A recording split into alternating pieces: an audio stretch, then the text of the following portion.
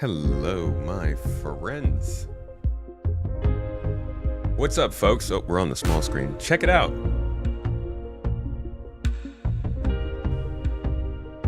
What?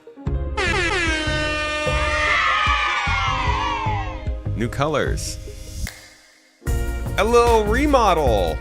Me and Mrs. Tomato took to the, wait. There it is. Me and Mrs. Tomato took to the wall with a couple paintbrushes yesterday, and we did. It's not a new room. We decided to tackle a long.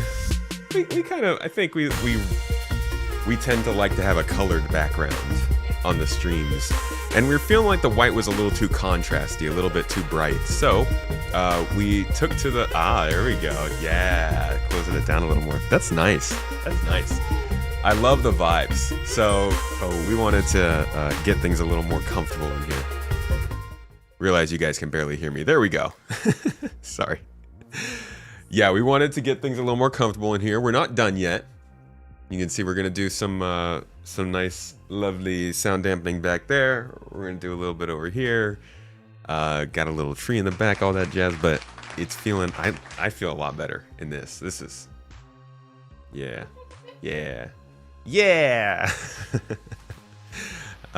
So yeah, thanks for coming to the great unveiling, and thanks for being here for the stream, folks. Why does the background have to be colored? Because, dude. Because I am. Ananzi. Welcome in, folks. Welcome to a new week. How you guys doing? Yeah, it makes the room feel a lot better. I'm a big old fan of it. And I can remember the name. It's hard. I just need a reminder every once in a while. Oh yeah. Yeah, Mrs. Tomato is going to do a little remodel of the board too. I like the orange light right here. It feels. This is nice. Yeah, that is good. It. Or behind the tree. Ooh, backlighting. After on Wednesdays. Sound like Kai Zamet. They'll see the final version on Wednesdays. Yeah. Maybe we'll do a studio tour. Well, the studio tour, just like turning the camera. Yeah. Standing in one spot, going.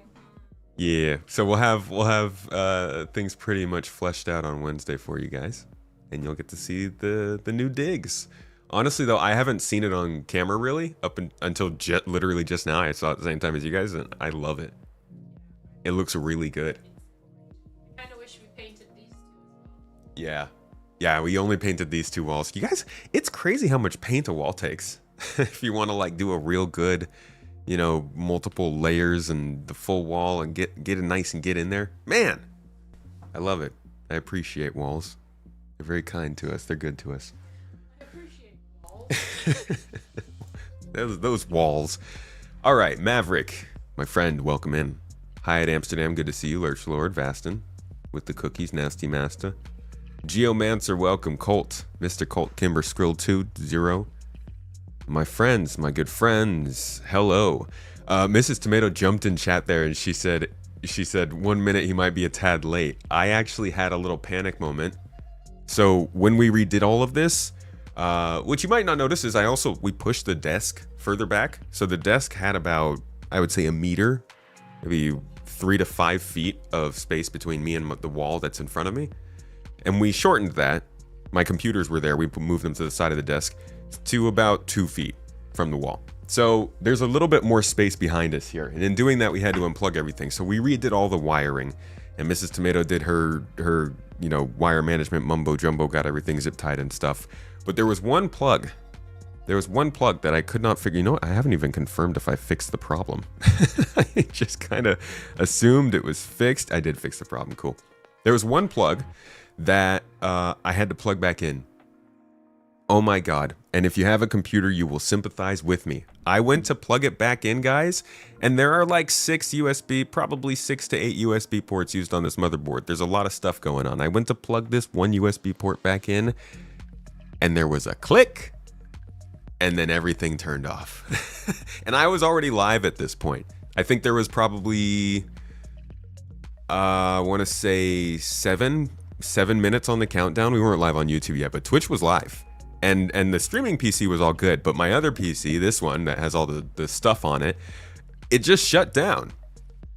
And I was like, that's not good. I hit the power button, nothing happens. But like the RAM lighting was still on, the motherboard lighting was still on. Just hitting the power button, it's not happening. At this point, I'm like, oh God, enough trauma. There's enough trauma in my life surrounding motherboards that I started to panic. And I yelled for Mrs. Tomato. And I'm like, please come up here. We have to figure something out. And I ended up, slowing down for a second and hitting the full power switch. I hit it a couple times, but I didn't really let it like fully drain out. You let it kind of lose its latent power and the lights turn off. I let it do that, and then I powered it up and it came back on. But there was like a 20 to 30 second window there when I was just kind of ready to lie down on the ground and sort of not get up for the stream. Oh, because oh God. I mean, my man Brigadier in chat knows all too well. I think even Astro Historian was having a problem with this recently. Your computer just does something. Something happens and it turns off. And little did you know that's the last time it would ever turn off. So luckily we avoided that, but that was a little bit of panic there in the chat. That's why Mrs. Tomato was saying I might be late. Continuing on though, Brig, good to see you, dude. Guza, welcome. Yui, good to see you. Geomancer, Lurch Lord, welcome in, folks. My friends, my good friends, my space nerds. Arctic Wolf, thank you for the sub, dude. 23 months. Big guy. Look at this guy over here. 23 months. That's like a lot of days, dude. I was gonna do the math, and never mind. Welcome in, Skrill. Thank you for the sub as well, using your Prime. Much love to you. Hope you're having a wonderful day, dude. Thank you guys for the love on the new background. We're very, very happy with it. And it was we've been wanting to use this paint for a while too. We got some paint. Mrs. Tomato is a super decorative person. If she is somewhere, that somewhere will look pretty good to put together. And so we have a couple walls in the house painted. But we had this paint and we wanted to use it on a bathroom. And then we decided we'd like some contrast in the background and went to town on it yesterday. She did the detail, I did the roller. And I think it actually looks better than I thought it was going to look. Yeah, it's growing on me. Like a giant wart. Colt, thanks for the bits, dude. No, new color biddies. And Unzi's gonna come out of nowhere. Why the biddies gotta be colored, bro? I made a joke. Our hype train on Twitch. That's pretty cool. That's pretty neat. You can tell by the way it is. PK. Hey, dude. Good to see you, man. Maverick with the sorority squat combination. Well done.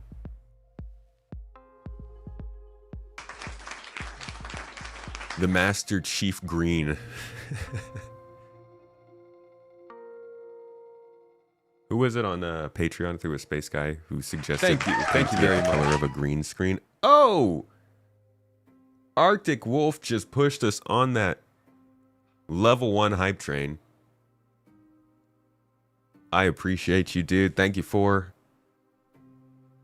nailing that for us. Thanks for the love over on Twitch, my man. I think we still have a giveaway going on.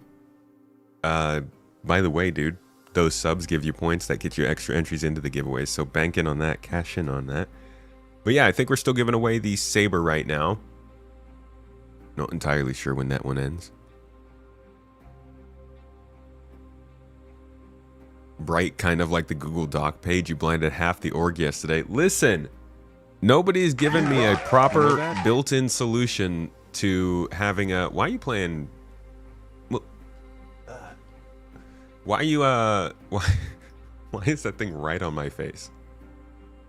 Could you not move over just a little bit?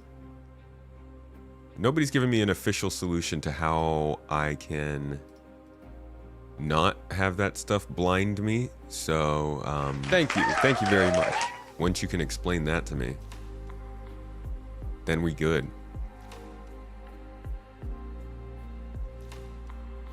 Cuban, God, diggity damn, dude. Thank you, brother. I appreciate you.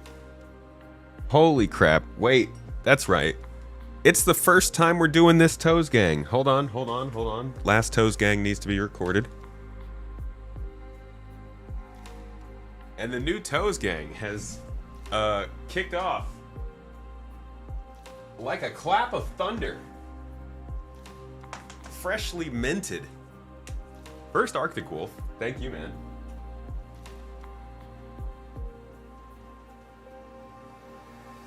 That one F or two? One.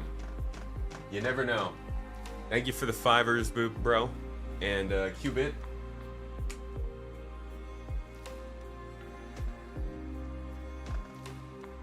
The lucky 25, dude. Thank you guys.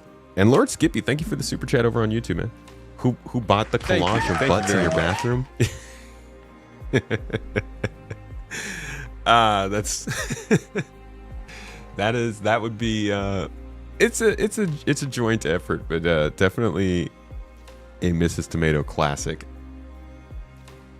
Whoa, PK matching Cuban on the Toes Gang energy there, dude. My man PK is also one of our lovely coaches who are putting together one of the most exciting, I think, fleet battles I've heard about so far for GII. If you're in the org, make sure to tune into the November fleet battle. It's already being planned out, and it's going to be pretty cool. We're going to have alternate objectives. So instead of just a straight up fleet battle where you're fighting each other, you're actually battling over a hull C.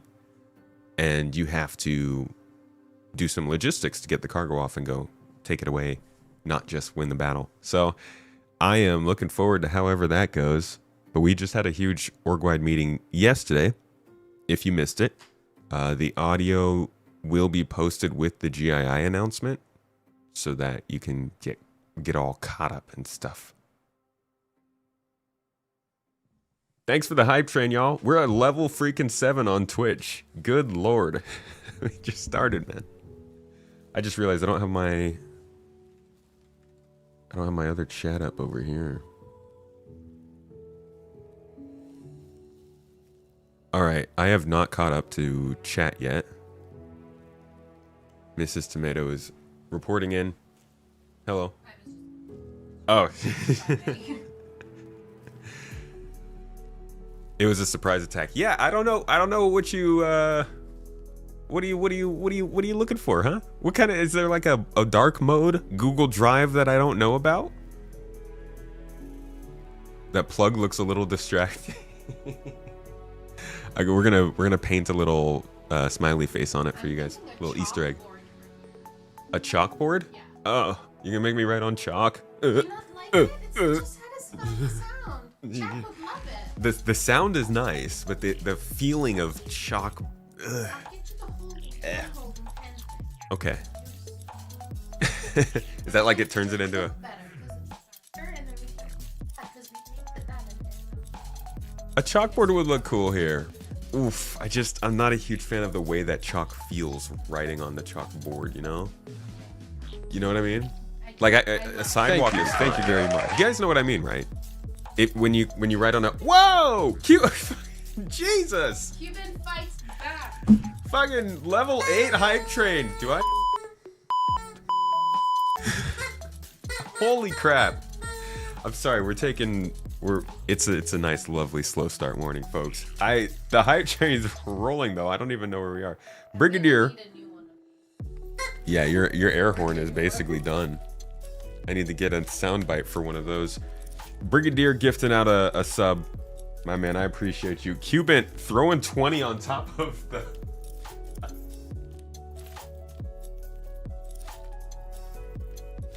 Single-handedly getting everybody in chat access to the next exclusive video. Thank you, man. Much love to you, Twitch. The homies. All right, still catching up, still catching up, still catching up. We are making sand use electricity for us to talk. Yeah, I guess you could say that. You do too if you look at it that way. It's a pretty complex process. Best guess on when we'll get base building? Shoot, brother. I can't guess at anything anymore. Okay?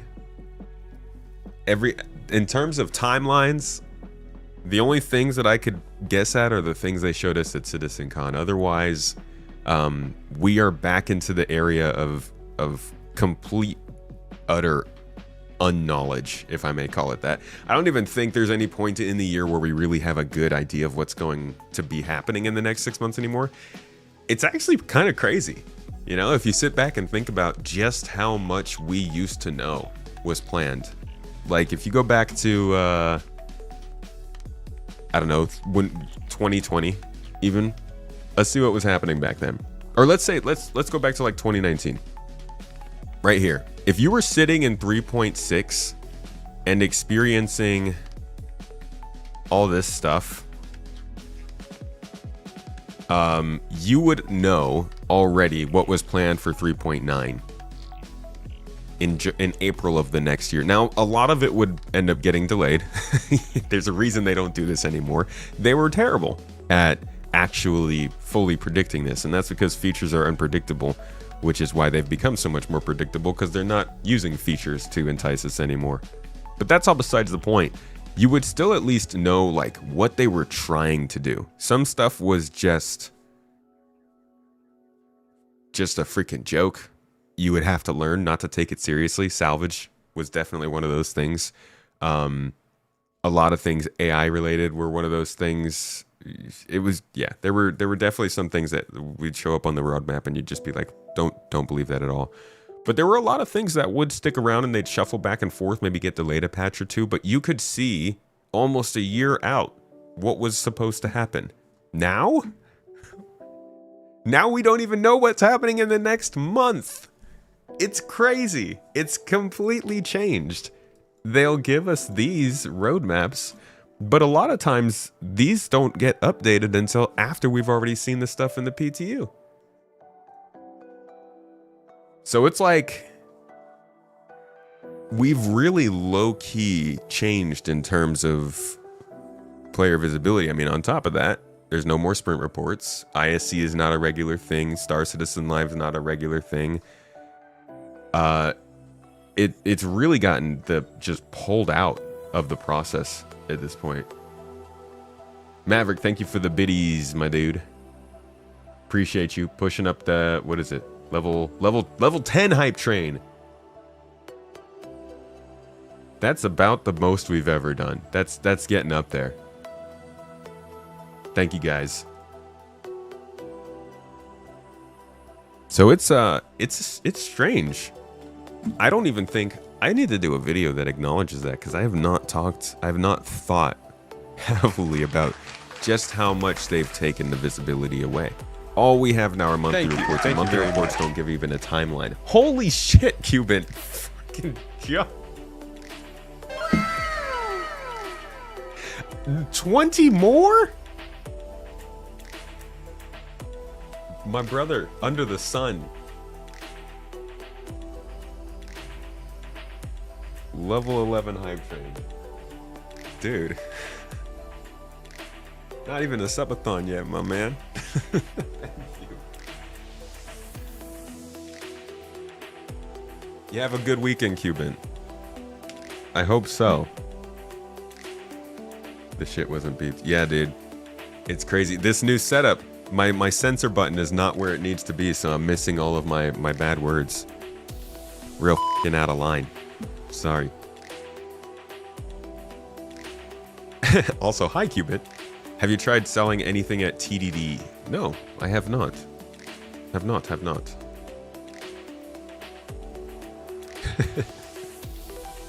You can get chalk pens. What's a chalk pen?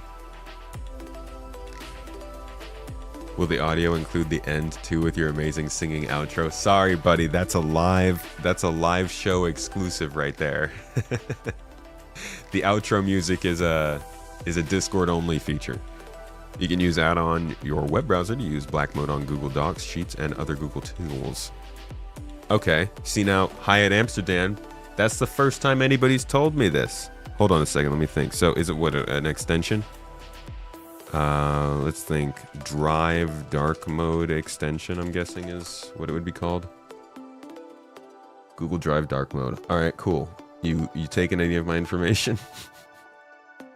What do you need? What kind of security?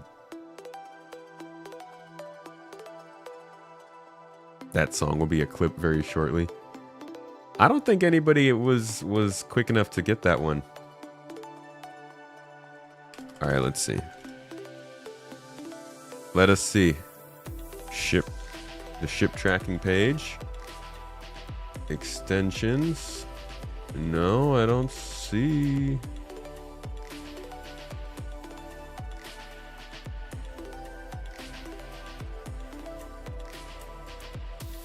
Extensions. Manage extensions. Dark mode. Okay.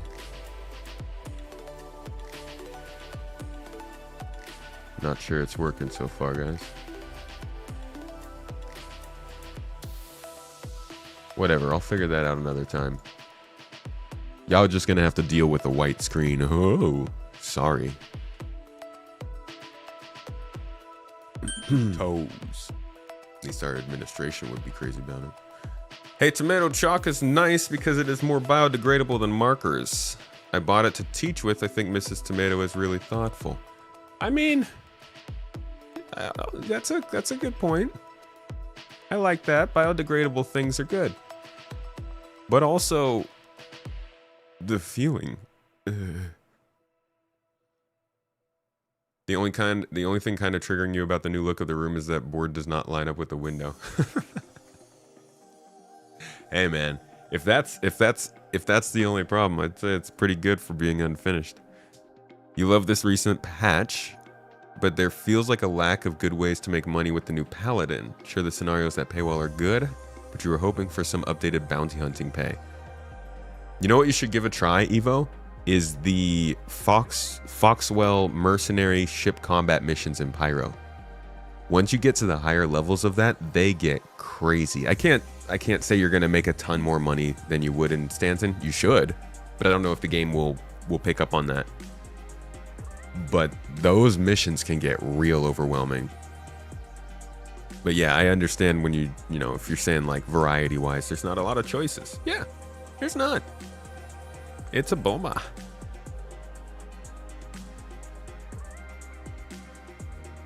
Yo, I'm so sorry I missed out on some subs over there. We're hitting that level 11 hype train. Thank you guys. Colt Kimber gifted out 2 subs. 02 GB at 6 months subbed up. Much love, appreciate you.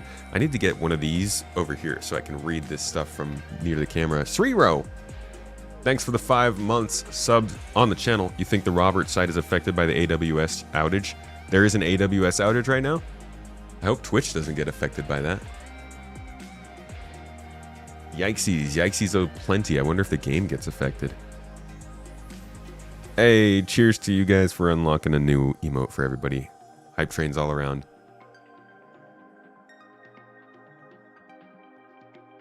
Why can't they fix the Hull C? Man, I don't know. The Hull C is an annoying problem to have. Zivorus, thanks for the bit, by the way. Think new missions will go live today? Are there supposed to be some new missions coming in that we haven't already gotten? Jazz chopping, you're not mad at it. You think CIG wants to be trusted by their word? They do. They do. I think the ideal solution would have been just like they figured out a way to get into a more predictable development flow, which may be impossible, but I think they've gone a little too far with the not wanting to show what's going on. Granted, they can go as far as they want. There's still plenty open compared to other companies. They could go all the way and make it completely closed, but as somebody who's just always been interested in Star Citizen because of the development side of things, it sucks. I think a lot of folks liked following and learning about how a game was developed just as much as we liked the idea of Star Citizen being developed. And you know, Jared used to actually come on to Inside Star Citizen and say his goal, or at least that was his point, was to show development, to show what it meant to build the game and help people understand the process that it took. But unfortunately, they've kind of taken that job away from him, if we're being honest.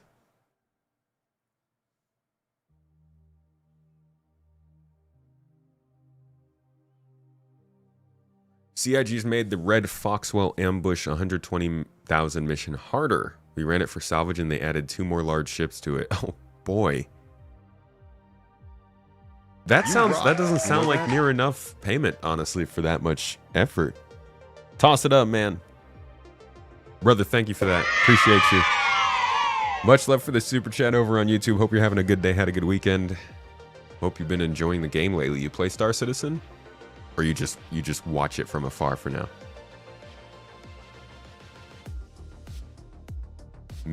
Week 2 missions will pop on Thursday. Holy crap, guys. I forgot we have to do them weekly. Oh, I'm going to have to catch up real fast on Wednesday, I would say. I'm just going to have to spend all Wednesday doing these missions. I completely forgot that you got to get them done on the week basis. I've not been running them.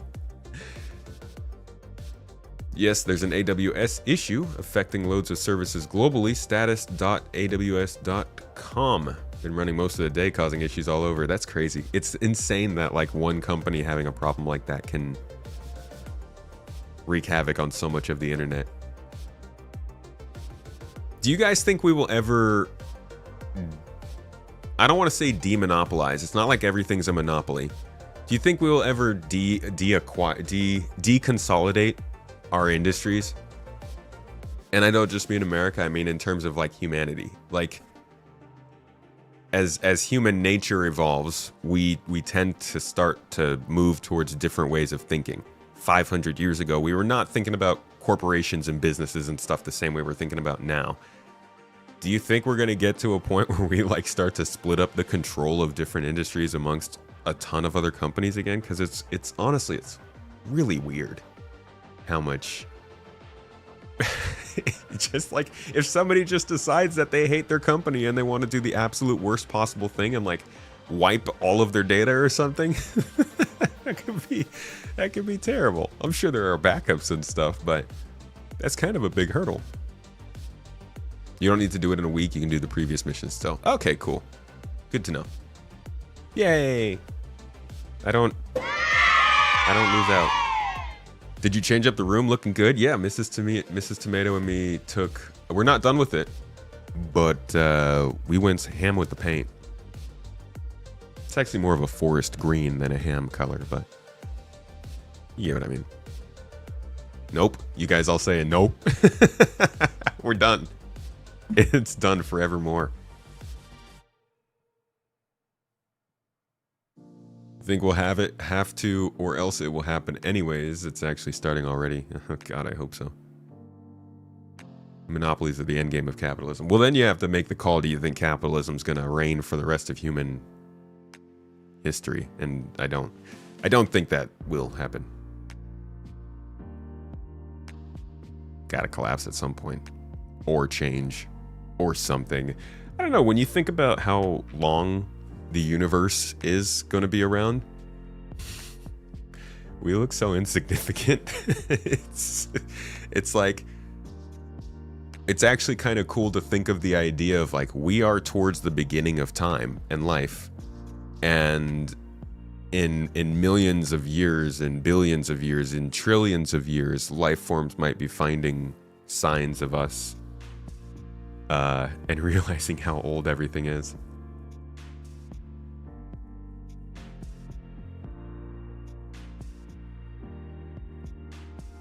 Thank you very much. Jay Bird, my dude, 830 months in running. That's so many. 830 days. That's a lot of days, man. 25 months is 830 days. Well, nice. Nice, as they say. All right. So I actually did have some stuff to talk about today. Not a lot. A little bit. Not a lot. I'm not gonna lie. I actually came into this fairly unprepared, but there are some updates on Planet Tech stuff going on right now. I thought we could talk about. Moist Master, Mr. River Guy, Planet Guy, the dude, has given some updates over on Spectrum, so we're gonna give that a look in a little bit here. Yep. Yo, Jaybird, you've been a regular here, like a vet. Space Tomato Gaming, the Garden veteran. You got some of the flashbacks, man. I appreciate seeing your name in chat. I've also got a couple other notes here from just like I kind of keep some topics that sometimes I want to talk about that we could go over on stream. And we already went over this.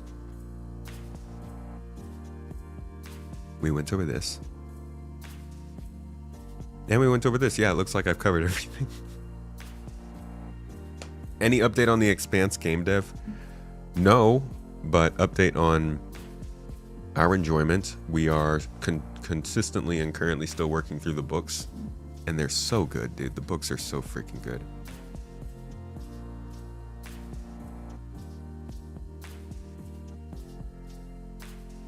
Mrs. T in the house. She's got a blowhorn here, folks. I think we're gonna need to put a sub goal out to get a new blowhorn. No, I mean, even if we had one, we already passed it.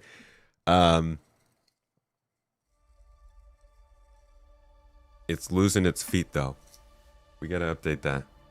Did you play any Arc Raiders this weekend? I played a little bit. I tried it out. Only in the starting locations.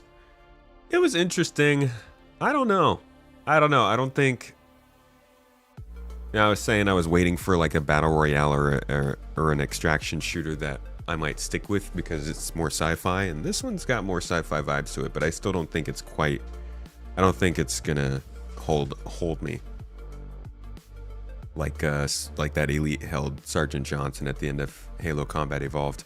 I do think that I might do Battlefield briefly until that company potentially starts going downhill more. I'm hearing great things about Battlefield 6, but I haven't gotten to play that either. You started rewatching The Expanse? So did we.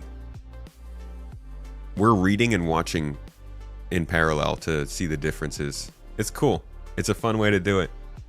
I highly advise it because the show is good, but the books, there's a whole other layer. I mean, that's how books are, right? There's just a lot more detail. There's just more layers to the story from the books. Check out some of the demos for next fest. A bunch of extraction shooters on there. Is the extraction the new battle royale? It is. That's incredibly rhetorical. I still remember back when Level Cap was saying that extractions were going to be the new battle royales.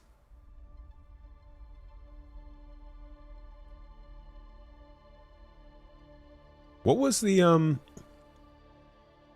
which one made it popular? Was it Tarkov or Hunt Showdown that made the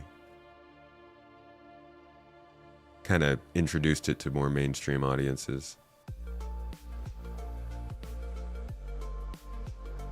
You might like Marathon more? Maybe. Possibly. Yeah, I might like Marathon more. We'll have to see what they come up with for that game, though. They're certainly sacrificing Destiny to make it happen. That's unfortunate. Did you check out some of the demos? Oh, I just read that. It reaches out. Oh. Yeah, you don't get that in the show. You don't get any of... There's like a whole section at the beginning of every chapter, right? Where it's from the perspective of you know who.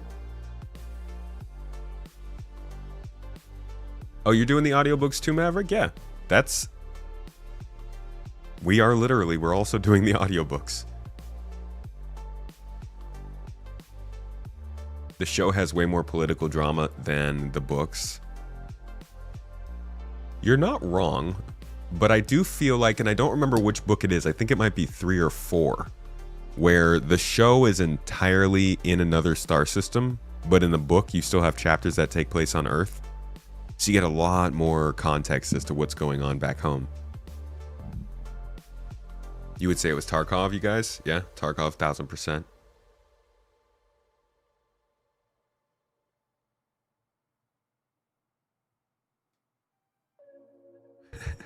Avocado. 680,000 times a second it reaches out. That's so eerie, dude. What a line. The Division made it mainstream? I mean, The Division's not really an extraction shooter though, right? It's more of like a open world survival game with some PvP segments. You mean like the idea of having the dark zones? Was that not a thing in other games before?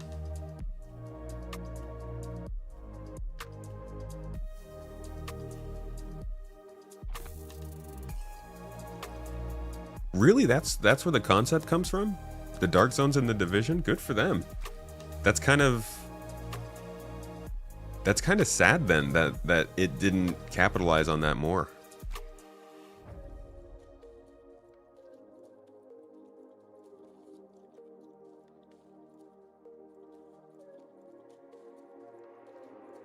Oh, Hunt came out after Tarkov. Dude. Thank you guys for schooling me a little bit in gaming history here. That's an interesting it's kind of crazy to think about, actually. If the dark zones of the Division influenced Tarkov, which ultimately created the genre popular, or the most popular genre in gaming now. That's, what was it? The Division was like 20... That had to be like 2012? 2011? 2010 when the Division was coming out? The first one?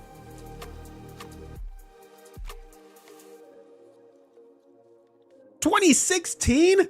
What the f***? Dude, what? Whoa, my time is way off. I thought 2016 was like the second game. How in the world? Dude. That's crazy. The Division was 2016? Is this what it feels like to get older? I'm so confused. How does that happen? Okay, sure. Well, whoa. Wait, so if Tarkov came out in 2016, then did it really take the idea from the Division?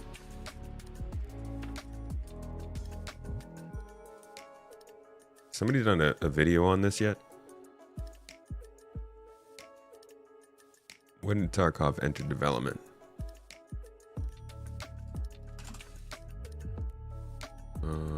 Start development. 2012 they began. Jesus. I did not know it's been going on that long. Yeah, so Tarkov was on there. I mean, maybe they changed the idea throughout the development. I don't know. I'm not going to get that deep into it, but pretty visionary, I would say. Would DayZ not be in this argument though?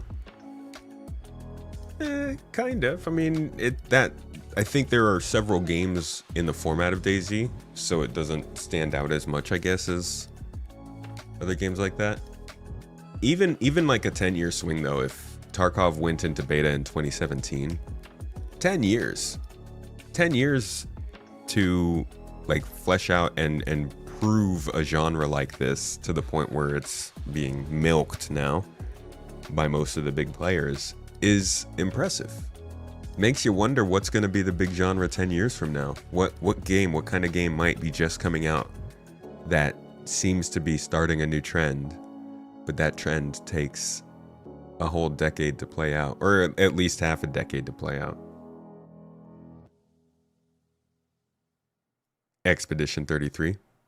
We start seeing more Western companies take on the JRPG format.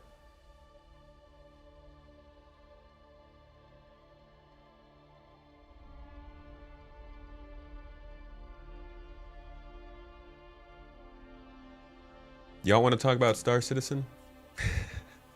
What you think? In 10 years, Star Citizen. I honestly, I hope not. We don't need more crazy moonshot MMOs like this.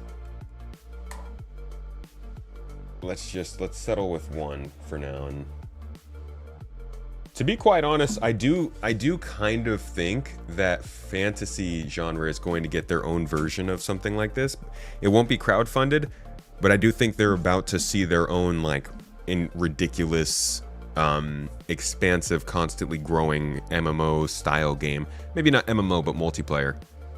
A lot of people would probably say, PAX Day, or what's that other one? Ashes of Creation.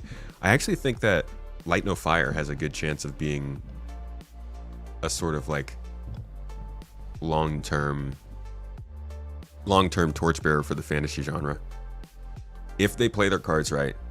But Hello Games has clearly got a pretty ambitious idea of what they want to do with games now.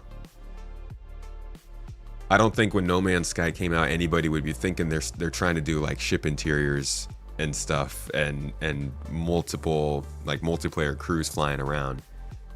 They have expanded. And they're still so small. It's like 50 people. It's crazy. Isn't Ashes of Creation trying that? Yeah. Yeah, that's one of them.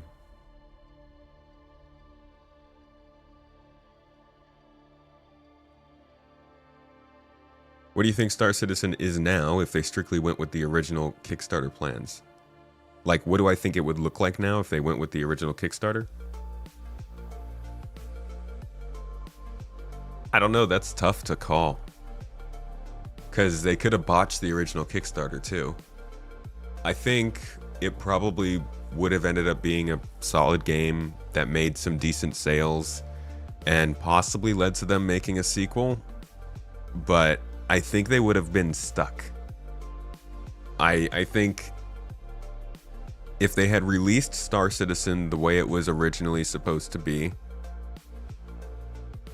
it would have been subpar, because the original version of Squadron 42 was huge. It was gigantic. They literally split it into thirds and are only releasing the first third 16 freaking years, like 12 years later.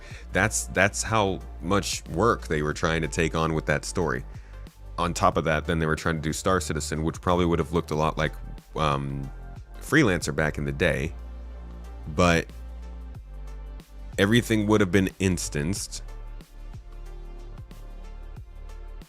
I don't think it wouldn't have been loading screens, but I'll show you what it would have looked like. I actually did a video about this that I might repackage with like a different thumbnail and title, because it did not I think a lot of people would be curious about this, but it hasn't really seen a lot of people. Where is it?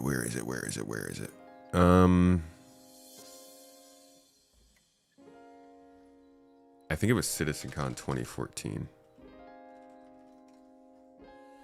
Yeah, here we go. So this is what it would have looked like. And if you want, I have a video on my channel that literally it describes the entirety of what Star Citizen would have looked like if it had released. Actually, yeah, why did I not just tell you that? I made a video about this. I could just plug my own stuff. If you go to my channel, one of the more recent videos, there we go. I love how it brings up Space Tomato 2 before Space Tomato Gaming.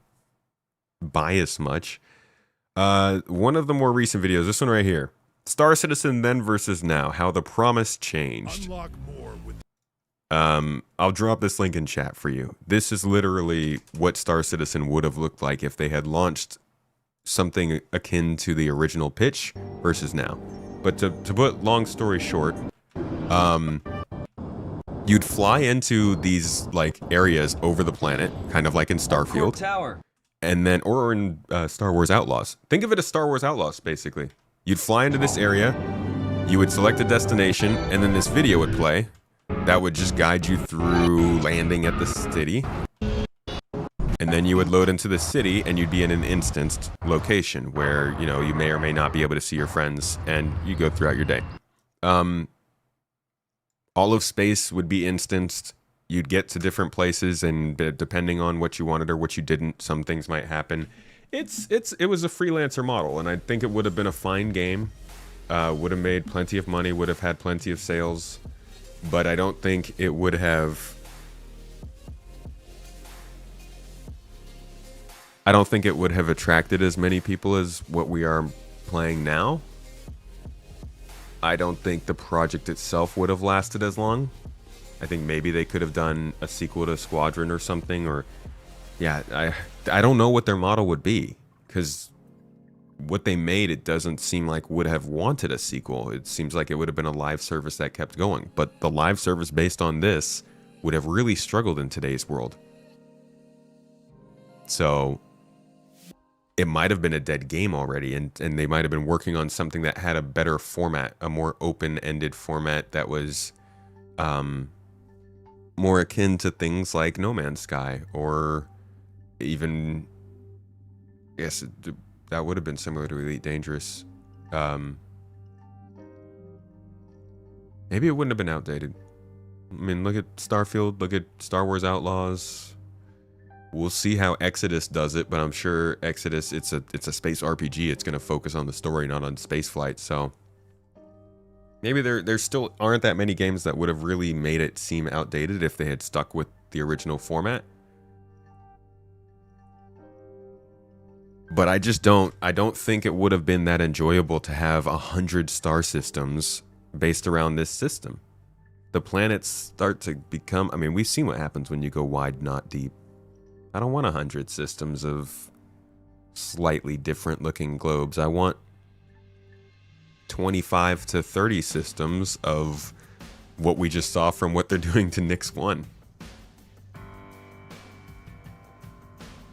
So do Squadron 42 backers get all 3 parts, or just the first part then? You know, I don't know. The original people, before they split they split it up pretty early on. I don't know if you backed before that if you get all 3. Probably not. I think they, instead of like literally splitting it up, they just took the script out, took part of the script out. It would have struggled back then as well. You need some big open world to tie those instance places together. Right. You think this would be stale already if they actually went with this one? That's what a lot of people say.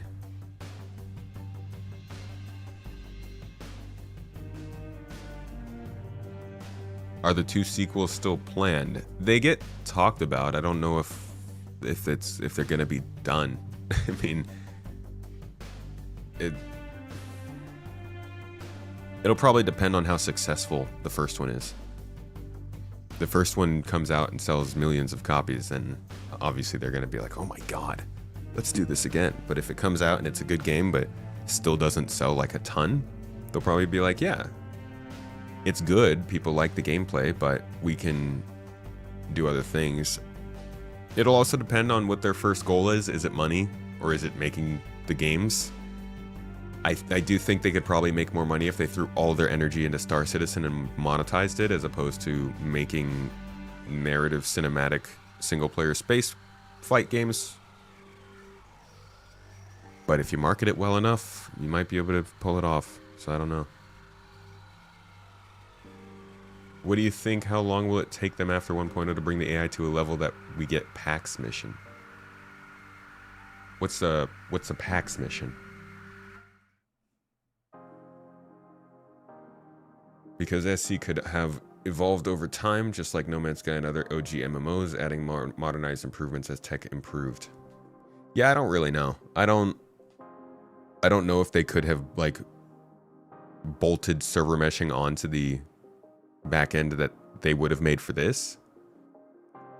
It feels like most of the games that launch with like their instanced architecture don't really change their instancing architecture. Like No Man's Sky is still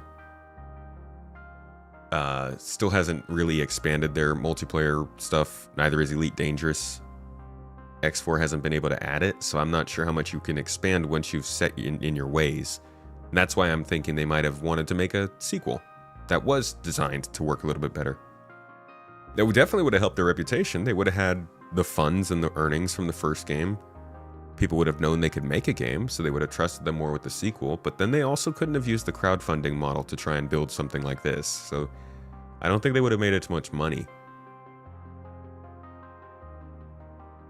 Any cool ghost patches for ships we don't know about? I put everything I know about ships in my video last week. You'd be more concerned with what happens with SC Squadron flop would probably be the end of SC and CIG. It could. It would really hurt their reputation. How much is Squadron 42 just a CR ego project? I mean, what's the difference between a passion project and an ego project is probably about who you ask. I think that he really, really wanted to make Squadron 42.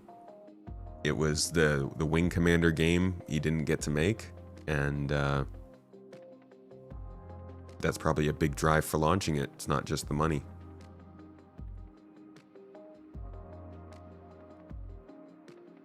Do you think that when CIG gets to the NPC taxi missions in a couple years, they will take weapons off the Origin ships that don't do combat? I don't know. I doubt it. They like to put weapons on everything. I hope that they at least have them not turn on by default and keep them covered up. What does a monetized Star Citizen look like? Minor ship sales, exclusive skins that you can buy on the website, monetized cosmetics, an optional subscription that gets you a couple perks in the game, that kind of stuff. A lot of merchandise sales probably. Wow. You know those plushies would sell like hotcakes. Seeing how the game development is going, the goal at least of Chris Roberts is probably just to make cool gains, if you're gonna be honest. If it sounded like I said cool gains. If they cared that much about profit, they would have released something way smaller years back. Some people would say they make the most profit this way. They actually don't. They don't make a lot of profit. We're not living in Turkey right now. We're in California.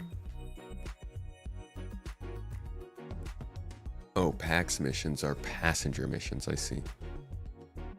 And what was the question about that?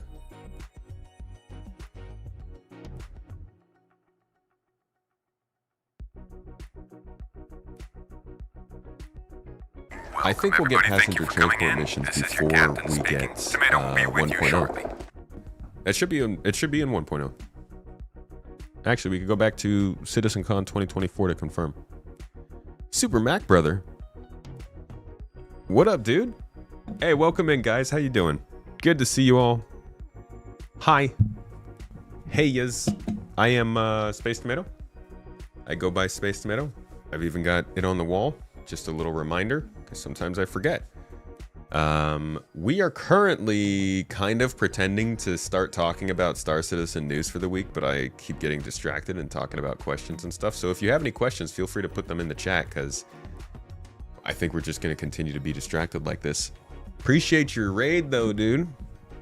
Don't know if you got the chance to stick around, but thanks for popping in. If not, thank you to everybody who joined him. We are the Tomatoes. And we go by Tomat. They should just sell ad space in-game on the boards in cities and stations. Ew. Only if those ads are for for fictional in-game companies from other games. Like, by and large. Alright, so if you go back to the guilds that they had, and look at the transportation guild.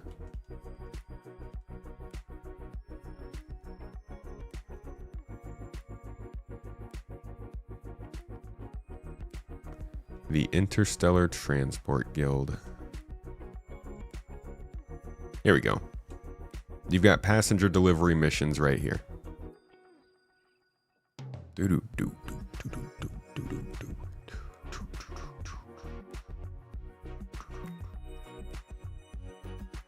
Didn't they say that PAX is past 1.0 because they have difficulties with what if passengers get kidnapped? I mean, I would hope there would be like a bounty or something. But they're already talking about refugee missions requiring us to pick up NPCs in Nyx. I don't know, maybe they don't necessarily mean that we're going to be picking up NPCs, but it sounds kind of like it to me.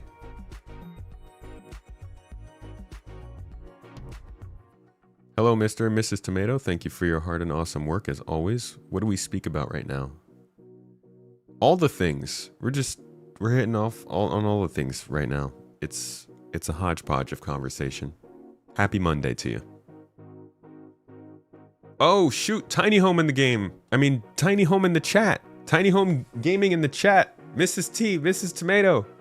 This is an alert. Where have you been, dude? Do you know how often I'm making jokes, terrible jokes, and looking for my tiny home backup? I'm like, where's the tiny home at? Okay, but actually though, what'd your comments say? Could be billboards for once we set up a shop-based building and we are selling our crafted gear. That would be cool, but a lot of work. Yeah, it's okay. They don't have a lot of other work to do. Just let them take that on as well. You believe that Nyx will come with one planet already and other places like other outposts on space? No, I don't think Nyx will come with a planet. They've confirmed. Been around touching grass. Congratulations, dude. Good to hear. A traveling tiny home. You're going to pose a glimmer of praise. You looked at last year's sitcon and they did an amazing job delivering the ships they promised. Hey man, if there's one thing that CIG is good at, it's ships. It is ships. But listen, this reminder made me think of some things. They've talked a lot about Star Citizen 1.0, and it's a lot of the features that CIG puts up as being part of 1.0. They're a little bit weird the way that they're listed, because they're not necessarily calling anything complete, I think. I think they are gonna keep a lot of this stuff on here even as these things get built out. You know how they said that like dynamic server meshing is gonna get built over time? I think it's basically the same way with these things, because if you like, what is Starware? It says here, implementing new technology that allows the combination of clothing and armor pieces on characters, further enhancing both player and NPC customization. But do you really think that they're just going to add the ability to add armor and clothes and then call this complete? Or you think they're going to like sit on it and keep adding other types of like stats per se to the armor? If the stats don't come in, then is Starware really complete? Or like, here, dynamic weather, real-time simulation of weather fronts on a planetary scale, including rain, wind, and thunder. When is that actually done? Is it when the rain is moving around on its own? Or is it when we also get the wind and sandstorms? Or the guild system? I actually think this is probably the most clear one, if I'm not mistaken. Actually, weapon overheat. Here's this one's literally happening as we speak. We have weapons that overheat. We've had weapons that have overheated for like 6 months. Introducing heat buildup and overheat mechanics for energy weapons, requiring careful trigger discipline and heat management during sustained firefights. Yeah, that happens to all of the Volt weapons, but it's still tentative. Crafting, probably be tentative when we get the first version. Location repair, that's definitely come into the game, but it's still tentative. So I think that a lot of this is just kind of going to be, we feel it out for ourselves. So I figured we look a little bit at what's going on in the whole 1.0 drive and how much progress they've actually made towards this stuff. For instance, the Mercenary Guild. Let's look at the Mercenary Guild. We went over this last week during the stream a little bit because it was kind of a surprising realization. But as PK pointed out, if you look at the Mercenary Guild's missions and factions, they've all been added in the last year. I think at the beginning of 2025, we only had... Did we have Foxwell at the beginning of the year before Pyro? I don't think we did. We had Citizens for Prosperity, but like only because of Xenothreat, I think it was, or whatever the other mission was that used that. We had Eckhart Security for sure, and we had North Rock. But since the beginning of the year, with the launch of 4.4, we'll get Intersect Defense Solutions, which would mean we'd have each of the factions included in the Mercenary Guild. That's not a huge deal, but I do think that's way better kind of progress. It's better doing what you're saying than CIG's ever really shown in the past, in my opinion.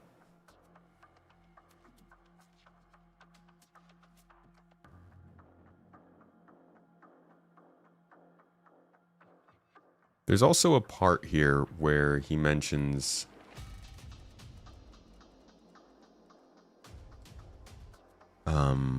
Moby Glass. Does he mention the Moby Glass? Oh, it's not going to show up in there. Contracts.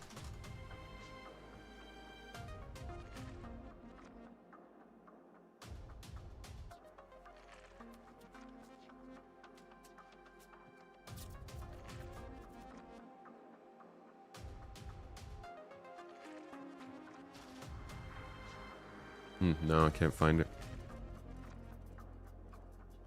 There was a moment when I think it was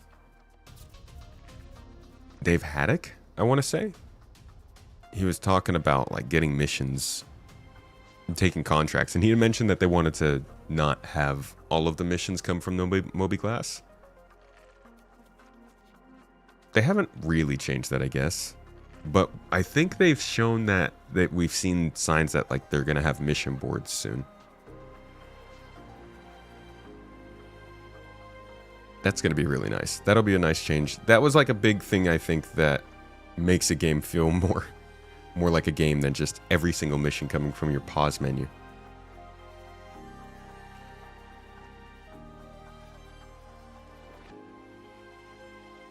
Mission NPCs. Yeah. They've definitely talked about that. And I don't even know if is that on here? Location stories, station warfare, Starware. They don't even put the mission givers on 1.0 for some reason. But here is another one that I think gets work done on it without really thinking about the fact that it is a 1.0 thing. These are the location stories. They read, new missions and narrative arcs set in specific areas, allowing players to experience the uniqueness of various locations in the verse. Dude, this is so important in my mind. Weirdly enough, this is one of the more important things to me for Star Citizen. So the more and more we get into this, the more I realize we're going to have super, super detailed planets with these very interesting systems with factions that all are supposed to make everything unique. There have to be really dedicated narrative arcs in each of those factions, in different scenarios, in space stations, down on the ground, out in space, in the different cities. And so location stories in my mind is like one of the greatest things. I don't even play the Old Republic because I was too worried about it being an MMO, but I still wanted to enjoy the story-based parts. So the idea of these things happening in the game, whether they're instanced or not, super exciting to me. And when you look back at the last year of stuff, you realize it's just exactly what they're doing. All of this stuff these are location stories. Each of these trailers is like a video that somebody can watch and realize there is a story and a mission based on that video. Currently we have 3 of them, right? We have the Orbital Assault. We have the Hathor facilities. We have the ASD and Lazarus facilities. We have the ASD underground facilities. And with 4.4, we are going to have the abandoned space stations in the Glacium Ring. So, like, yeah, these all feel like events. That people keep calling them events. Things that come out and play and we get to take part in. But at the end of the day, they're just adding more and more location stories, so the game is finally built out by 1.0. What I'm interested in is, when are they going to start building the main story? Or are any of these stories we're seeing right now going to kind of like dip into the main story? I could definitely see this whole what's it called? The People's Alliance of Nyx, whatever they're doing. I do think that's going to be in the main story, because they're a little too politically close to not be.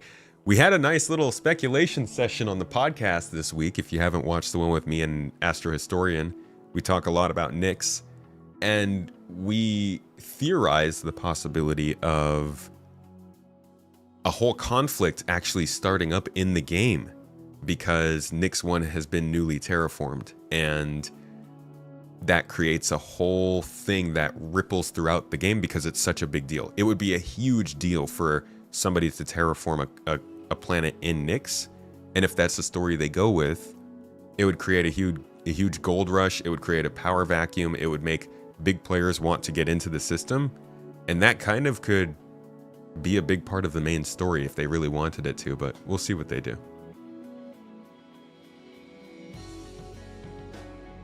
Still working on expanding his palette. What? Oh, have you missed any olive eating shenanigans? Yeah, for the last streamathon, I ate 10 olives that were stuffed with weird things. It was the f***ing worst. What was the grossest one? There were 2 that were really, really bad. I think the one with white chocolate, I think was really, really disgusting. What else? Oh god, it was so bad. Cinnamon, possibly? Expanding my palate, more like ruining it. Is it just me, or is it easy and satisfying to listen to Space Tomato Gaming while you work or code? I hope it's not just you. Happy to distract people from work. Estimated 2019. Problem you have with these story missions is everyone will play them. From an RP standpoint, everyone tells the same stories. I rescued Orison from a siege and killed the BB. Oh, so did I. Yeah, but I mean, that's inevitable in a video game. I get where you're coming from.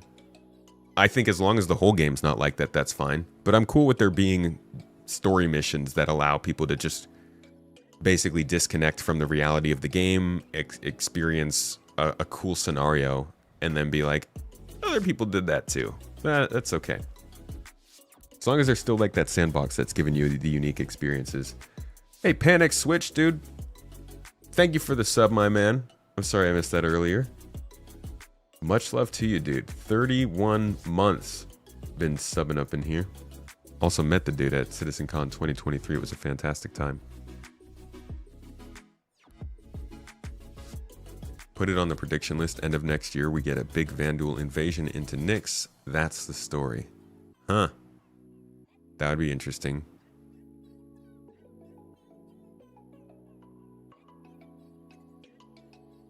You wonder when 1.0 counts, if they'll keep the $45 price tag or raise it to like 60 or 70. I think it'll go up in price. Green olive stuffed with vanilla ice cream? Dude. I mean, vanilla ice cream does make a lot of things better.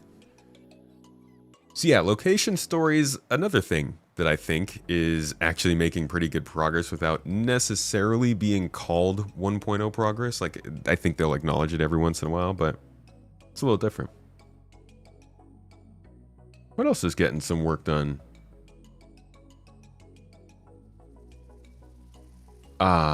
We all wish. We all wish the social apps. Any sort of update would be great.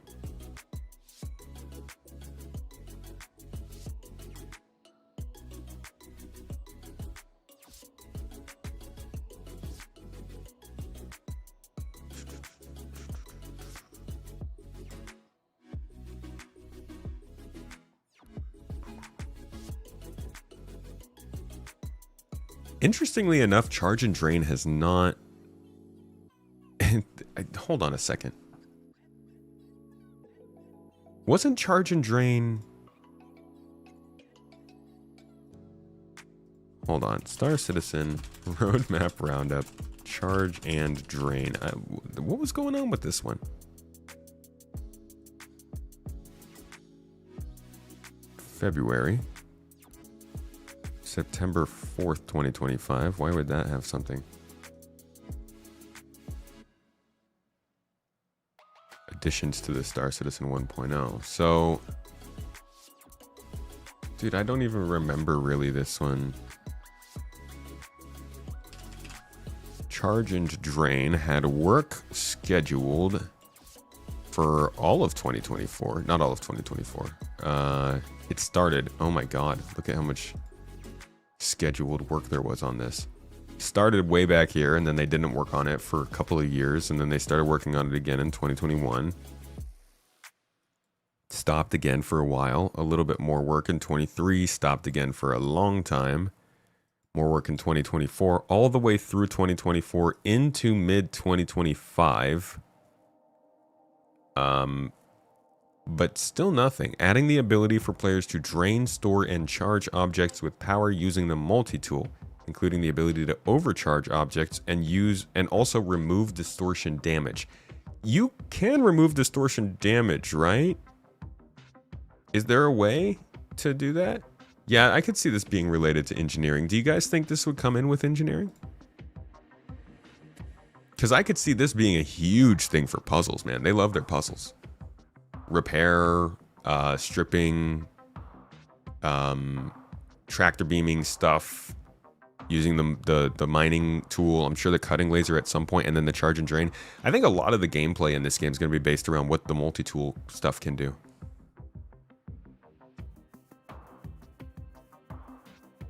You can't do it right now.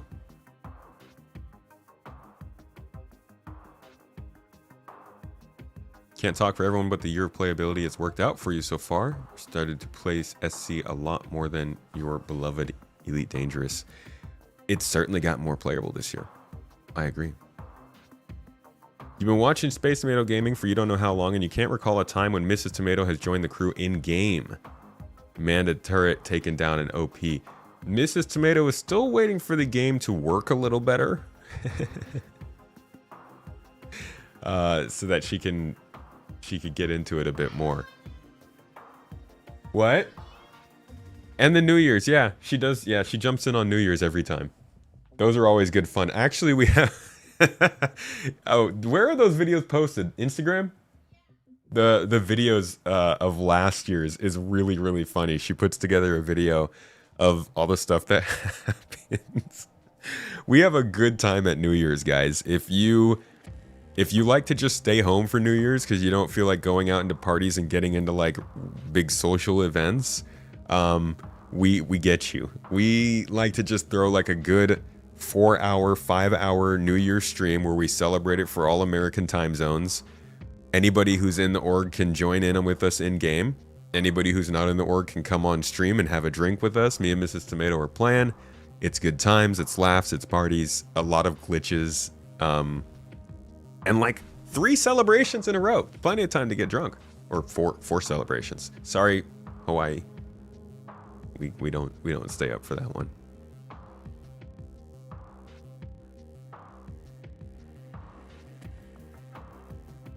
Yeah.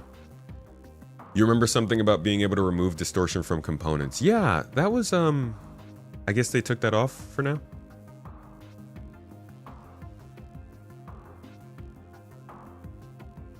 Anything involving graphics won't release until Vulkan is done. That is the common belief. I wonder what's going on with Vulkan. Please tell Allie what's happening with Vulkan. You think engineering will debut during IAE in a tech preview? Yo, that'd be pretty wild because around that time we'd probably also be seeing Nyx in the PTU. So imagine they're doing whatever it is they want to do for 4.3.3 in IAE, and they're dropping Nyx into PTU, and they're doing engineering in the tech preview. That'd be crazy.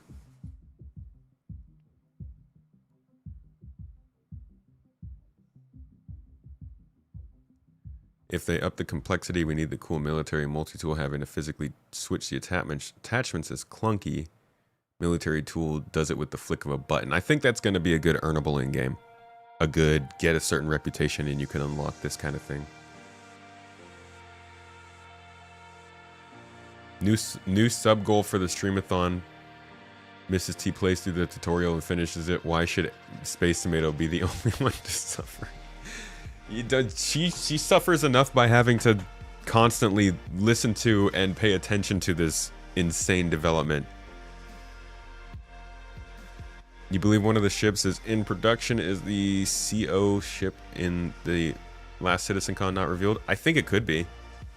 Don't think for sure. Yeah, there it is. I have the suffering job of managing Tomato's brain. There's a lot there. Hope we see Nyx late this week or next week in PTU. Oh, so you think it's gonna go PTU this month and then live next month, huh? Yeah. I think it's gonna go PTU next month. In fact, let's just confirm what it is that Chris said.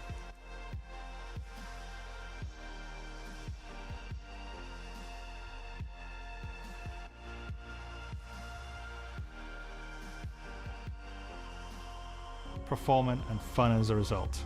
We see this in player metrics. More of you play every day, so more people venture stories of the Frontier Fighters assault on Pyro and the moral compromises being made to combat the regen crisis.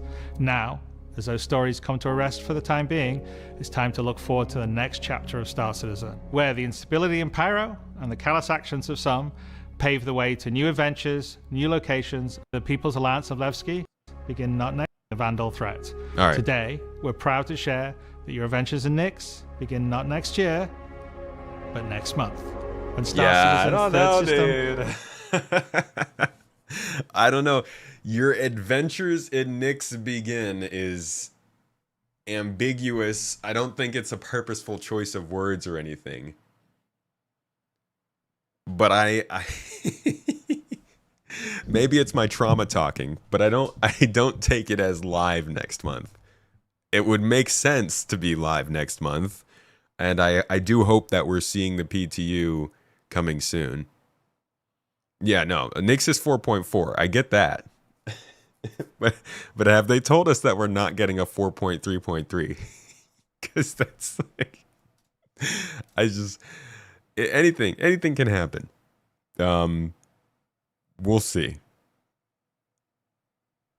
I hope it's live next month. That would be great. But to release Nyx live, and then also launch IAE on that same live patch would be quite a choice. Yeah, especially if they're gonna have a free fly. I don't know about that. I mean, they could certainly try it.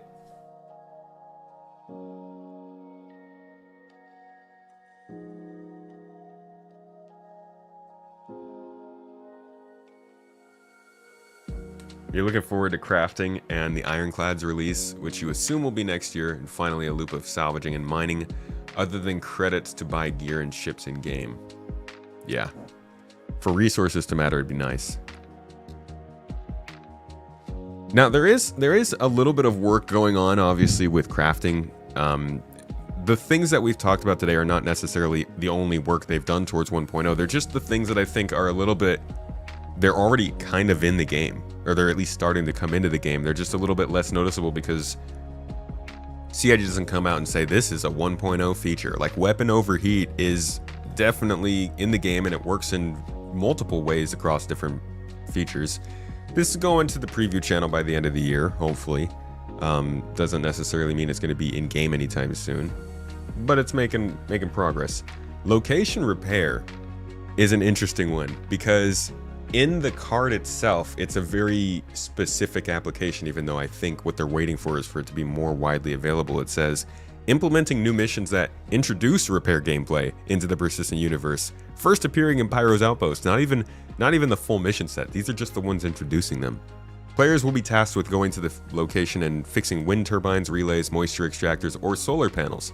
This is done by repairing pipes with your multi-tool, charging batteries with the new charge and drain feature, or replacing broken components in the networks that are broken or missing. So, can you say they've added these? I don't know. People would definitely say they're running repair missions in Pyro, but they don't include charge and drain. So it's sort of weird to look at this list. Like, I keep focusing on the fact that this is a pretty big list, but it looks bigger than it is when you consider the work that needs to be done. At the same time, some of these cards require a ton of work. Star Sim is like a whole, we don't even know what the heck Star Sim is anymore. So it's interesting looking at the path to 1.0 and what it would be. Less and less reason to focus on the roadmap, to be honest. And more reason to just look in game at whatever is playable at the moment. These are like the two biggest things I think, though, everybody would appreciate by the time Nyx comes in. Because how do they want us to run these huge missions and raids without having a simple social app looking for group possibilities? Come on, CIG. Give us a bone.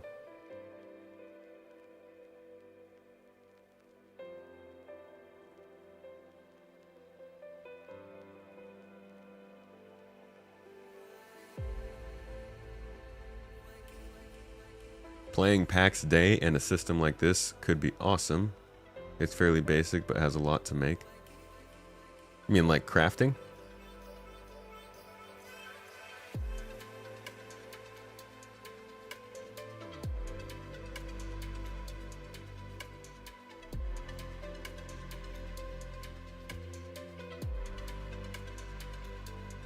You would think they'd do more for CitizenCon to update the 1.0 deliverables. They actually told us they were specifically not going to talk about 1.0, which was a bummer.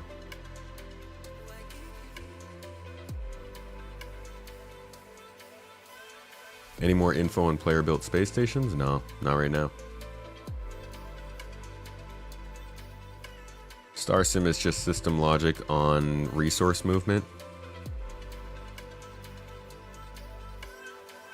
Have they even confirmed that, though?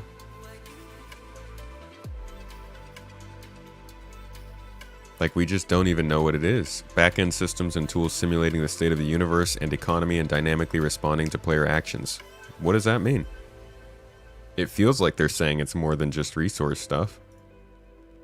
It sounds like it's going to control security and pirates and stuff like that, but to what extent? How does it get added?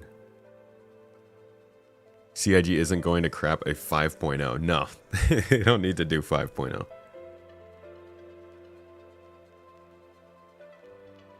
Most MMOs start off with third-party looking for groups.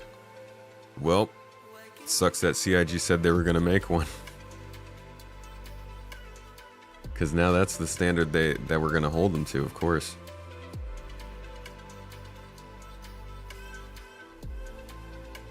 Yeah, they pretty much just said, we're still working on that. Was anyone else expecting them to announce the ship with the new PDCs that Jared had said was an October surprise at CitizenCon? He did say that, huh? What video was that in? That was in the Star Citizen Live with Benoit? Was it? Base building and... Was it in this one? Let's see. PDCs.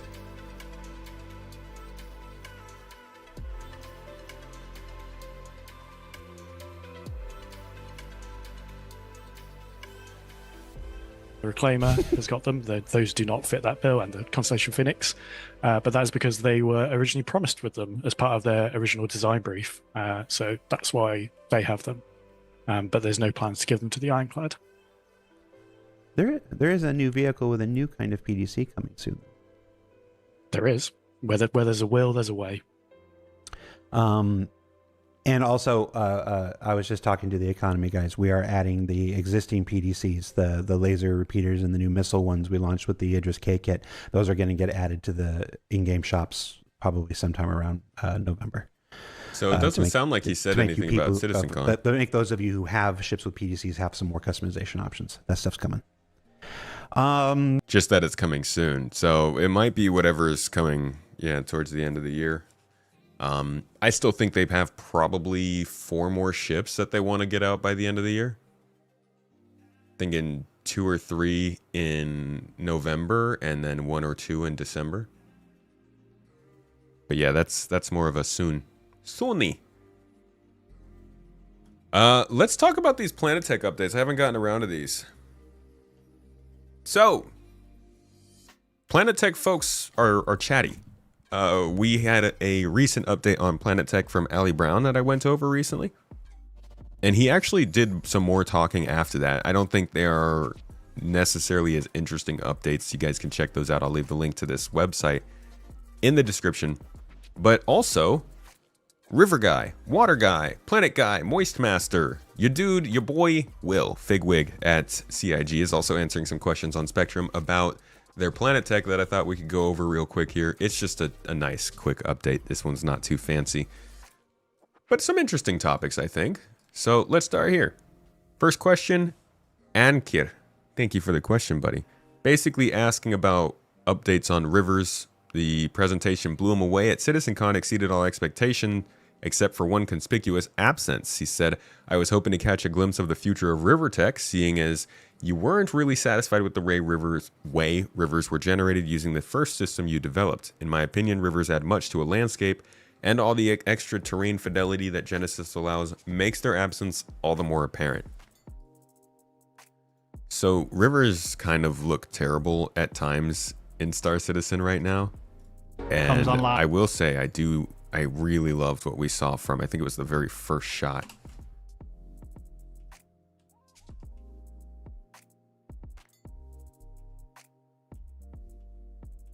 Show us the goods. Come on. Nope, it was not. There it is. Not the first shot, this one. The first thing I noticed here was like, oh my god, look at how the grass is just blending into the water. It's amazing. It looks to me like they improved the rivers. Maybe this is more of a pond, actually, now that I'm looking more closely. So maybe their pond decals are fine, but their river's not. I don't know. Either way, it does look like some of their water stuff got better, but also at the same time, the current...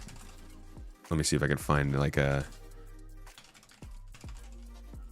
quick video of somebody flying through them. If you do watch people fly through them, currently, they're bad.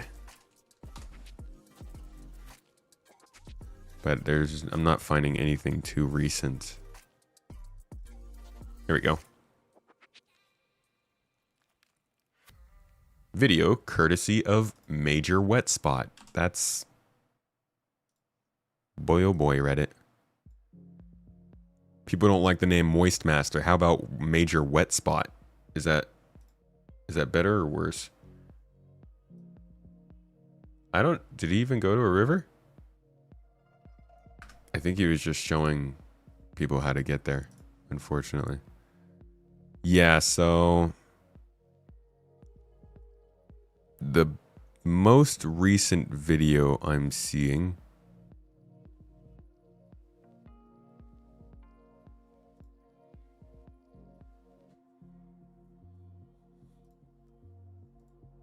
here we go. So, like, It looks pretty bad in my opinion.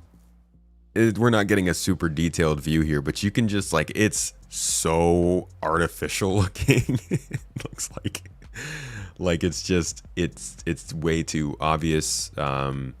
Even the sides of the canyon walls obviously don't look great, which is something else that they've been working on. The biome near the water doesn't look proper. Like, it's just, in general, I think they need a lot more work. So I agree.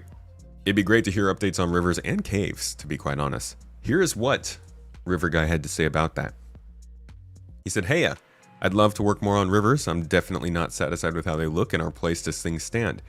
A new take on rivers would be a huge boon to the new planet tech, though the rather boring answer is it's dependent on having time scheduled to work on them." Surprise.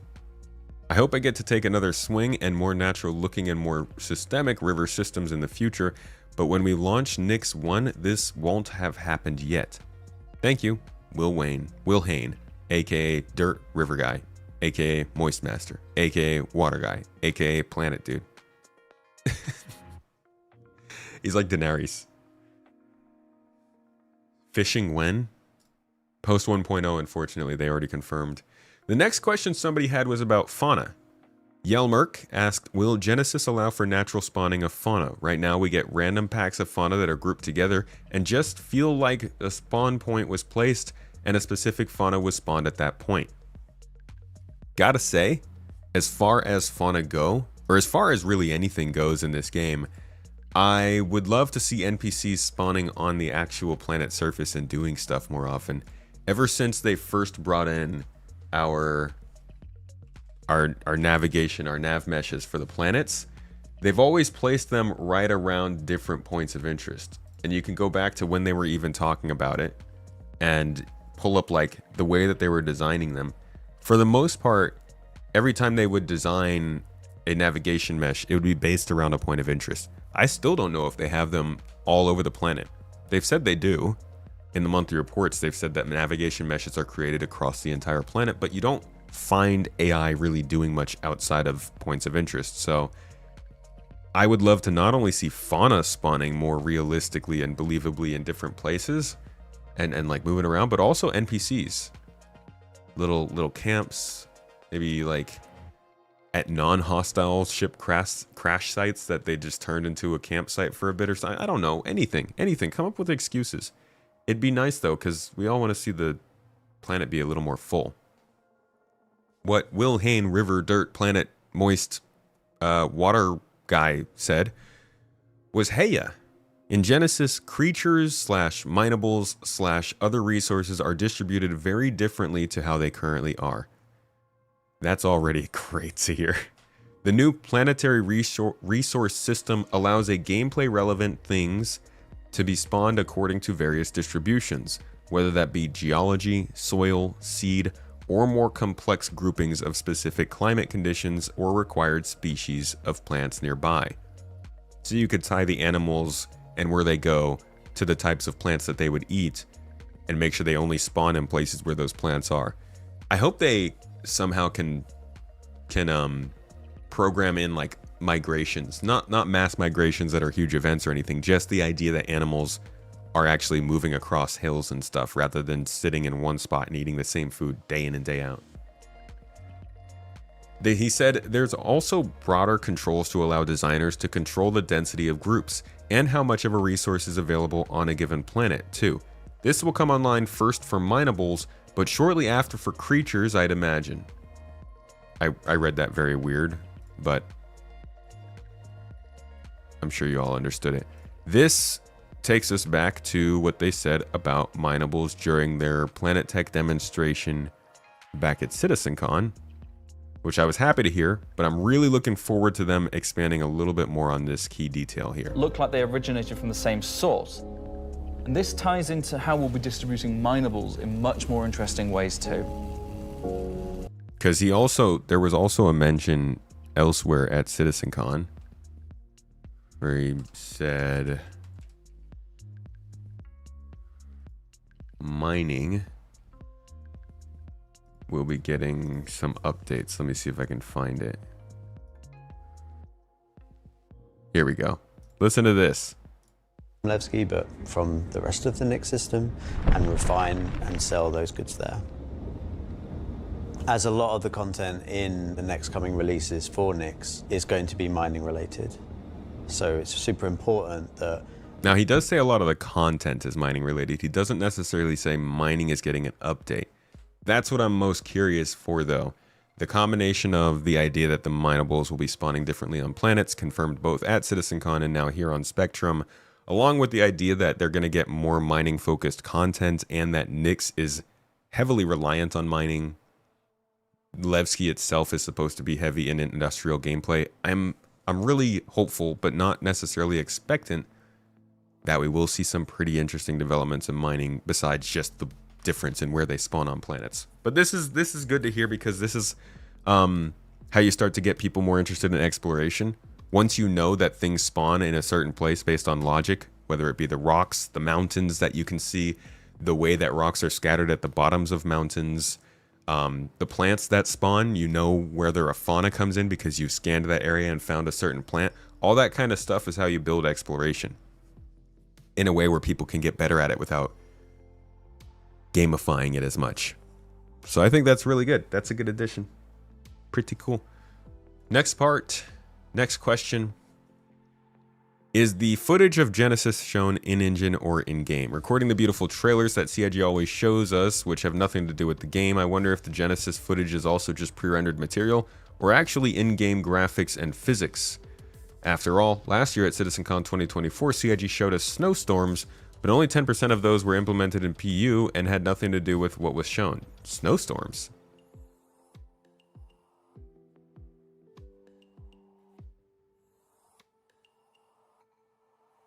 Snowstorms?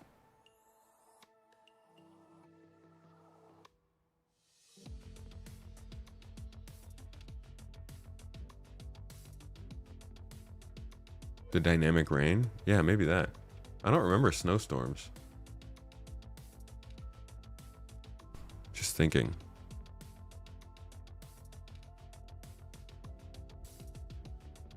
I definitely remember the rainstorm, yeah. Snowstorms, the last time they showed a snowstorm was 2019, I think.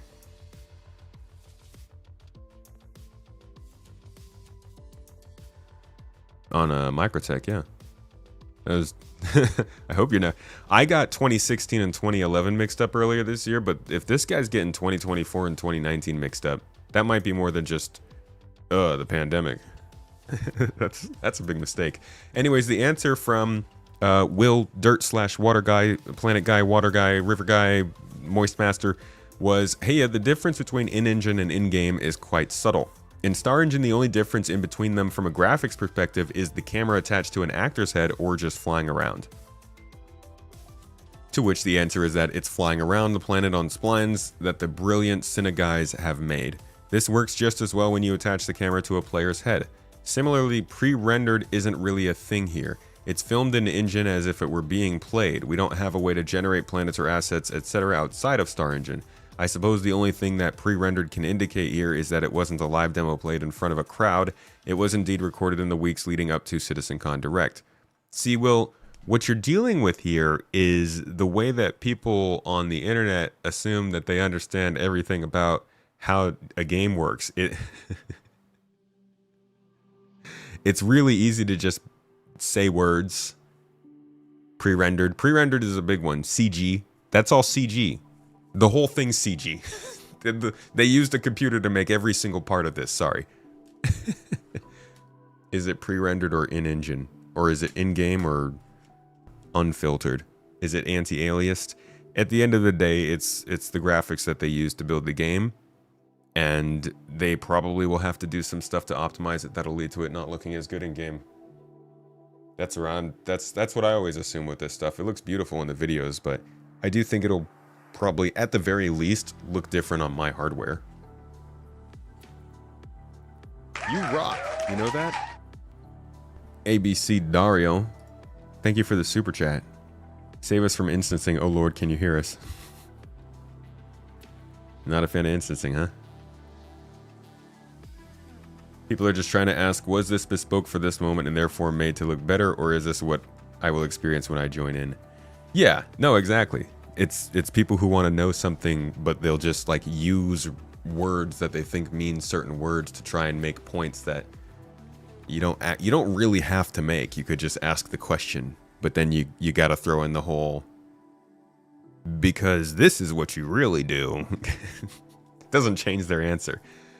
But anyways, beyond the whole idea that it wasn't recorded, he said, that isn't to say we don't boost everything as much as possible for cinematics. Yeah, the freaking hardware is probably top notch. They might even use reshade, who knows. The Cine guys, I guess they don't have to use reshade. They could just change the star engine settings. The Cine guys use what is effectively an ultra system spec. This makes everything look as good as possible by removing optimizations like LODs and boosting the size of shadows, at least shadow atlases and the virtual terrain textures. Yeah. I think somebody said that it's a little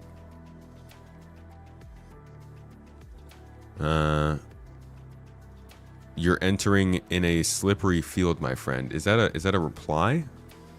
No, that's not a reply. I thought that was a reply to him. I was like, why? What does that mean? So yeah, basically he's just saying all the stuff that we've seen is in game. It's running on the absolute best of the best that you can possibly build. So that's not what our stuff's going to look like, at least when we first get it, unless you have something like that. But maybe that's what it'll look like in a few years, you know, when hardware has caught up for the average person. Or a decade. The final question we got here was stars and planets, seasons and temperatures. Dear CIG. First off, Genesis tech looks awesome, the planet and biomes look amazing, and I can't wait to jump in. However, I'd like to point out a few glaring oddities. First, seasons occur because of axial tilt and due to a planet's rotation around their central star, which affects the stellar radiation, heat, and causes systems. Planets in SC are static and the equator aligns with the system's plane. Hence, the planets would have different weather and temperature zones based on the latitude, but no seasons. When talking about stars, they're gonna move the planets.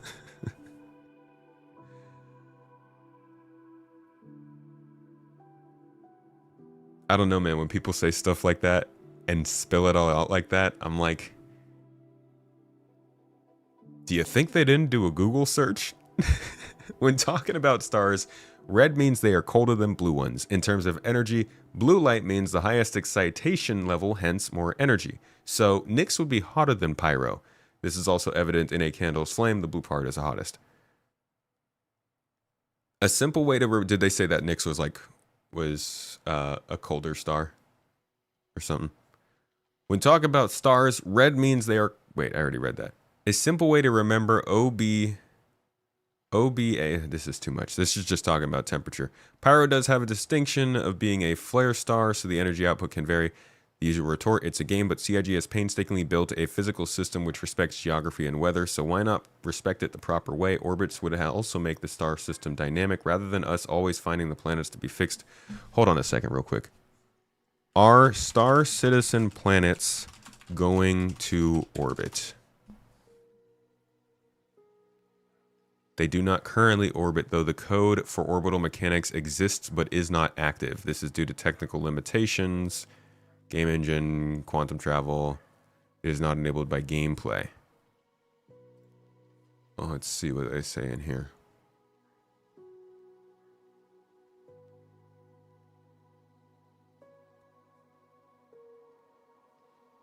Okay, there isn't an easy... I guess there's not an easy answer on here, on this. I would have thought that there was an easy answer because they've said it before several times. Let's see what he says now. Will/dirt, water, planet, river, lake, moist master guy said, definitely agree with some of your points. Regarding Nyx's star, the star used in the demos for Nyx 1 is not final. When the design for Nyx is finalized, I expect planets will be placed at an appropriate distance from the star, given its heat, to create the temperature we want for those planets. He also said, planets missing orbits and axial tilts is not our final design. Orbiting is currently not implemented because of gameplay and quantum limitations. From our POV, we intend planets to orbit as well as spin, but await work on the gameplay side and final decisions from a broader range of stakeholders. This is, no, they didn't say it would be overkill. they have said multiple times that they're going to have their planets orbit, and they might back down on that at some point, but they're definitely, they have stated multiple times, and I wish I could pull it up right now. I don't know any specific moments when that did happen, but they have stated multiple times that the planets are going to orbit, and we're going to have seasons based on those orbits. And this is the kind of funny part where, like, they answer these questions, but somebody else is going to be asking this again in a couple months. I guess you do have answers from other people saying these things as well, that they'll be doing orbits and stuff. But yeah, the way that, holy crap, that's a hell of a answer. Yeah, they've talked about it in the past, but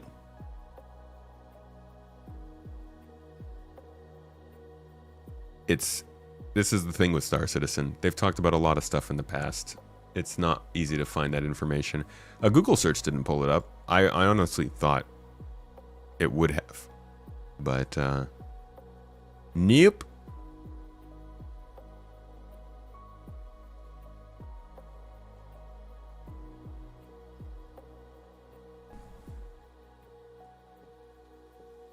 Why are so many people worried about instancing? Seems like a lot of players want to force other players to play their way. Let the PvE people play the game they want, and you play the game you want. SC has options for both.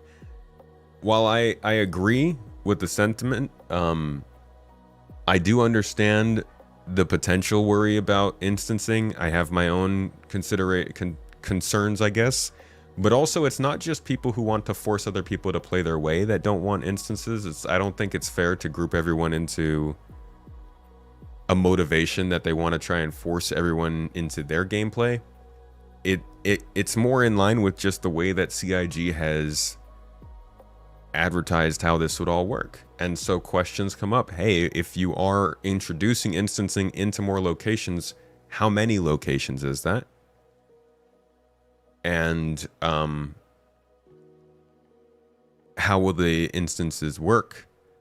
And how much you're going to use it.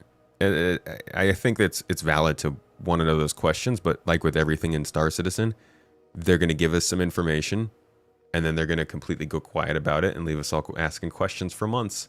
I am still wondering what the heck their solution is for spawning in game, because they just kind of told us, they were like, yeah, we're not going to do bed spawning like that anymore. It'll give you buffs, but you can spawn anywhere you want, and then didn't say anything about it. Or player skills. They were like, yeah, you'll be able to do certain things like assassinate people, and your skills will grow and you'll get better at assassinating.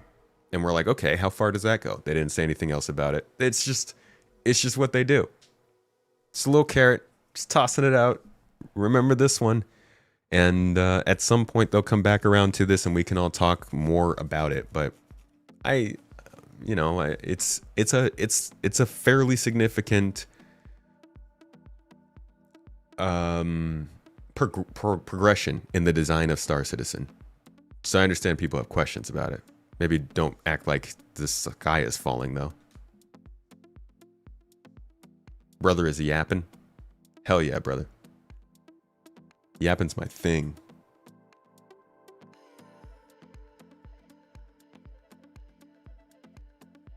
PvP doesn't really require PvE folks to have fun.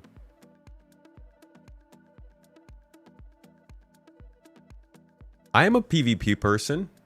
Actually, that's the thing. Like, I don't think labeling players helps, guys. I just don't think that makes it any easier for us to have nuanced discussions about this stuff. I don't like seeking out PvP. I purposefully tell people not to go and cause other folks problems with PvP in our org, but I still like it.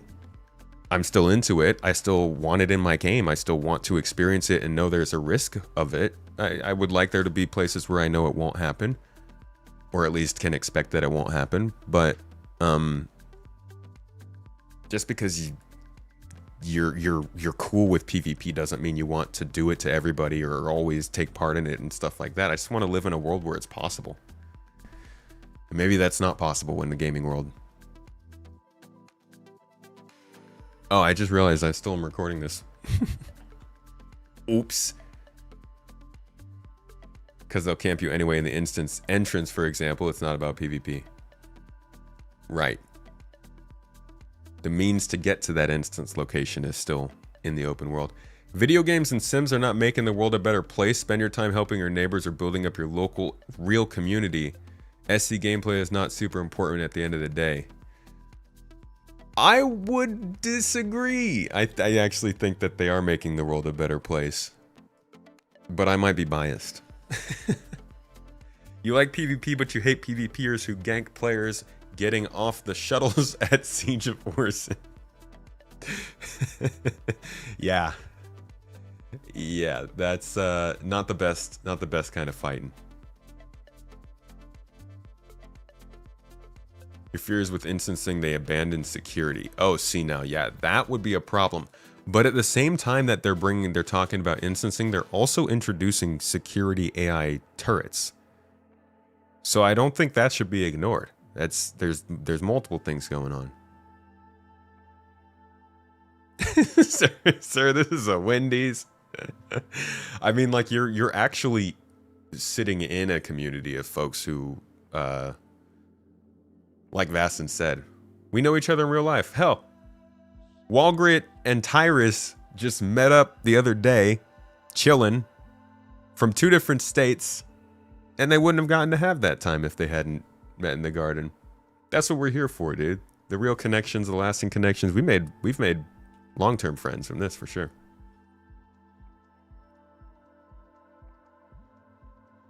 You mostly play PvP, but you don't like griefing, and with PvP players, you have a hard time crossing between those lines. There's a gray area. It can get a little messy, a little rough. The only place instancing makes sense from Twaffle or Twaffy? Storyline driven content, the citizenship stuff, and so everything else I expect it to be like Eve. I think it's going to be like dungeons and raids will probably be instanced as well. So like your Onyx facility, potentially some distribution centers, possibly space stations, and then like the fleet battles that take place around those in the more story or storyline focused content. Like you said, I think it's mostly the storyline focused content that's going to be instanced, but I would have a real problem if they tried to instance something like Hathor, for example. Yeah, there's a story there, but it plays how it plays because it's open. Arguably, I'd say the same for ASD facilities, but I understand if they wanted to instance Lazarus. That one's a little difficult. And it's hard to have security at a place like that. People will label themselves all on their own. The game's PvP as it stands now is just gank ambush tactics. Otherwise, then people would just play Arena Commander. People can label themselves all their own. I'm talking about labeling other people.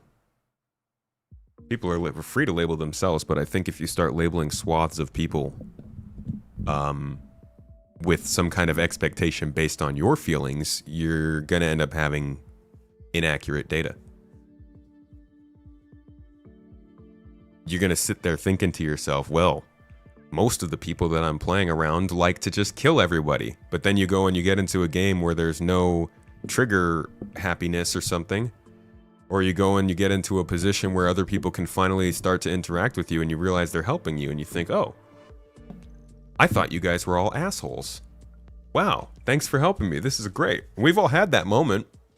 That usually happens because you just assume everybody is trying to kill you. Which can save your life in some scenarios, but still.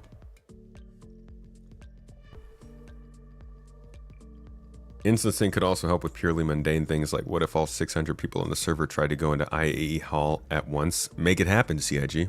I want to see 600 people glitching in and out of each other. Make it happen. Give me 1 second, folks. Let me...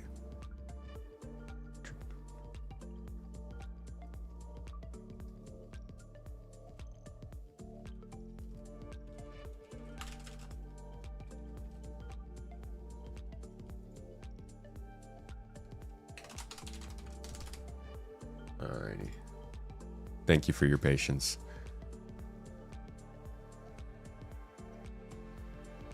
open PvP will kill this. I'm an advocate for it. When you're out and about, I think it should be possible. I think what CIG should focus on doing is using in-game deterrence to stop it.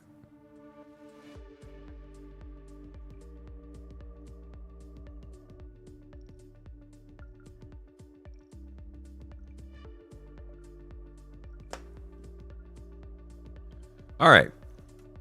What do you guys want to go over? I have the game updated. I was going to get ready to jump in and maybe do some looks at starter ships or something like that, but we got some good conversation going. You guys want to learn something?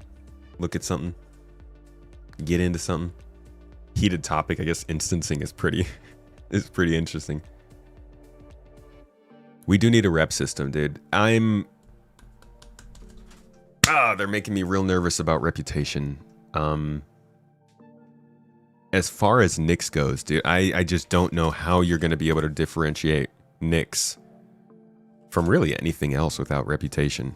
I'm going to go back and listen to what they used to say about it. This is without a doubt my favorite system that I've worked on. What's it, Nova? Nova? I am so excited to see it getting into... I would love to hear what Ben Dorsey has to say about this. He says it's the most interesting system he's worked on at CIG. What do you think about the way it's been going, man? This is without a doubt my favorite system that I've worked on at CIG. I am so excited. Let me to open see my it other getting browser. into the hands of players and into the hands of other developers. So I can change the volume. There we go. Boost it a little bit. This is without a doubt my favorite system that I've worked on at CIG. I am so excited to see it getting into the hands of players and into the hands of other developers. We felt that because this is such a crucial part of our game, that our reputation system had to be much more evolved than that of a traditional MMO. I love working on these systems that allow other systems to even happen. This is where I feel like the game that we've been talking about from a reputation and from an immersiveness level can start to happen. The reputation system that will essentially allow us to track values for a player's reputation with an entity. And when I say entity, that could be an NPC, an organization, heck, it could be a table if you want. So long as it has a persistent ID with it, we can track a value against it. Still alive, I think. Not only can we track a value, we can track several values. Those values are in something that we call a scope. When we say scope, we're talking about two different things. There's affinity, which is this kind of measure of how much a entity likes you, and that's common across all these entities, NPCs, organizations, etc. Hello. A few different things affect affinity. It's going to be mostly your mission performance, and more specifically actually, what you do during that mission. That's when affinity will really get big boosts. It is also worth noting that we can affect affinity through just your everyday action. For organizations, affinity is a little bit different in that it kind of represents...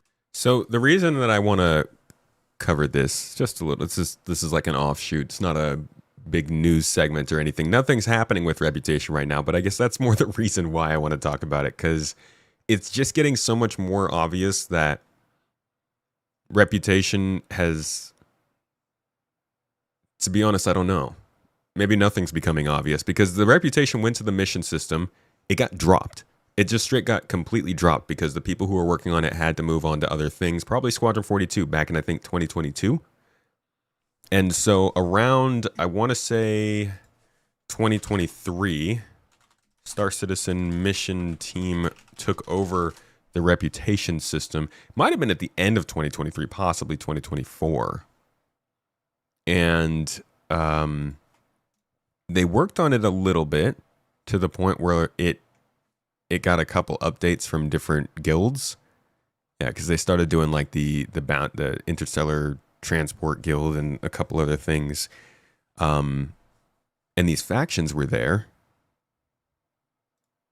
But then I want to say sometime in 2024, we stopped getting as many updates on it, even though, here we go, reputation hostility started to become a thing.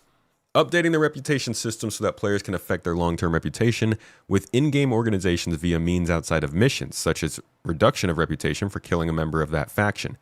AI belonging to certain factions will react differently based on their reputation with you. Being an ally provides the player benefits such as more generous friendly fire thresholds and providing medical aid. Being an enemy will mean harsher friendly fire thresholds and may result in an attack on sight. Lawful organizations will not attack on sight as long as they're in a monitored zone, whereas unlawful factions will attack on sight no matter what. This is the foundation which allows players to become allies with in-world criminal factions and enables places like Grimhex to enforce their own law. And then on CitizenCon of 2024... 24? 23. 23. CitizenCon 2023, when they were showing off their space stations here. Is it here?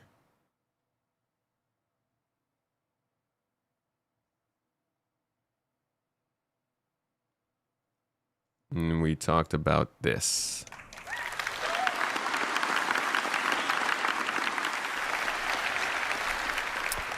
Khan touched on reputation earlier. Let's see how that is applied to the stations. So how does the reputation gate in the entry deck affect gameplay? What happens if we have good reputation? So if you had good reputation, you could go straight through. This is no fuss, and it's the quickest way to maneuver through the station. This literally does not exist in Pyro. However, you got to put the time and the effort in to get to this point. What happens if you neutral reputation? So you might be waved through, maybe you have to pay a bribe, and you don't want to pay, so you're going to have to find an alternate pathing. Or you're going to have to build up your reputation. If you have bad reputation, and for all you naughty ones out there, I know some of you exist, this applies to you. In short, you're going to have a tough time, but you have options. So stealth via other pathways might be one of those options. You build your reputation up from scratch, or you could probably fight. Let's focus on those alternate pathways. So it's interesting because you can actually go into the Pyro space station and this is there. This whole station where there's like a turret and there's some armed gang members all standing there kind of looking like they're supposed to be stopping people or letting people through. It does all exist. And it feels like there should be something there, like they have the plans. They even have the storefronts too. If you,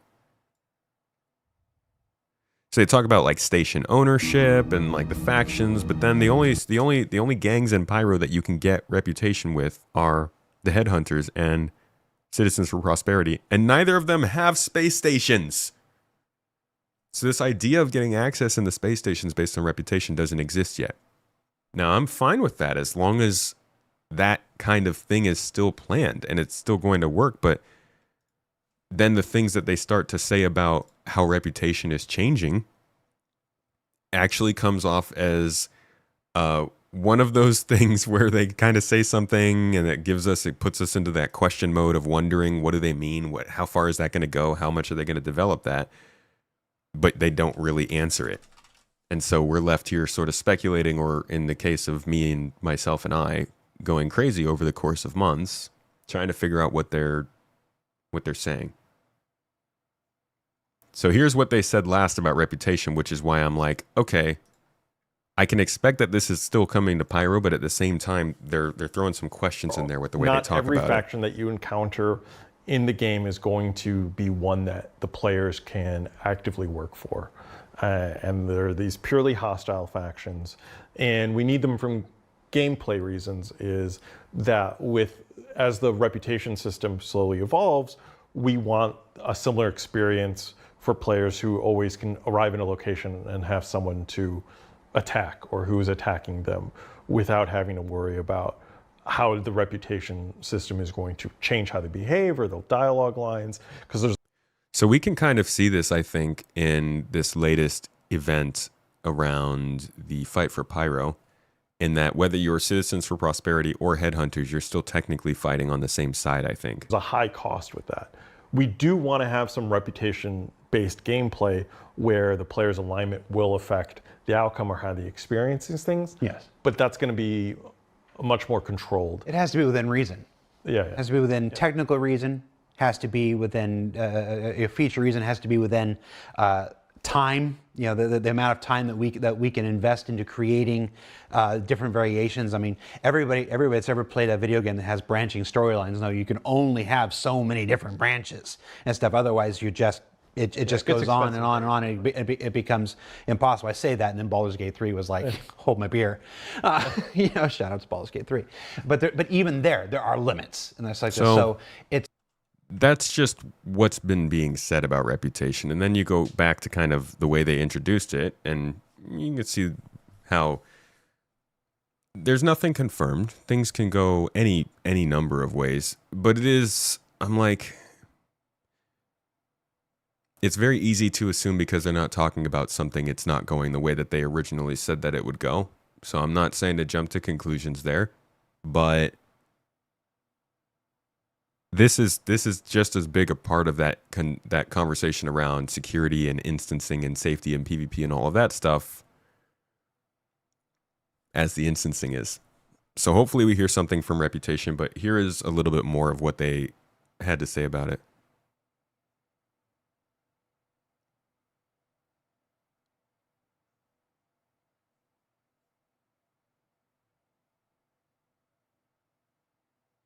Well, the one universe, one big cluster shard, yeah, for Star Citizen hasn't really been something CIG has wanted to say for a while.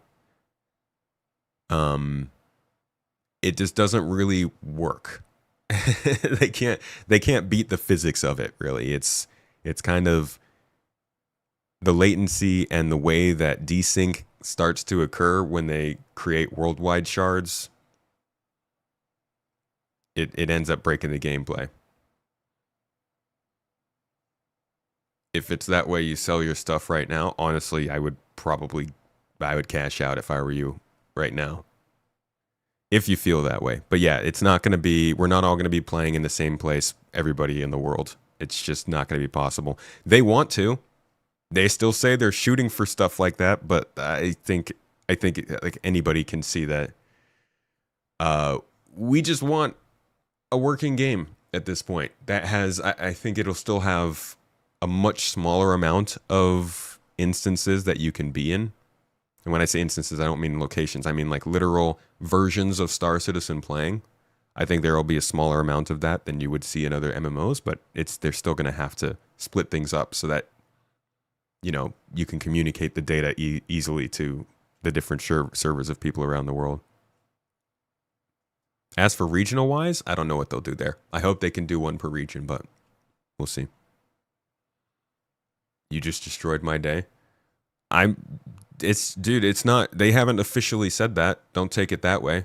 You can continue to expect it to go that way. I'm just telling you more what we're seeing from their development and the limitations of literal physics, of light speed. It's not fast enough.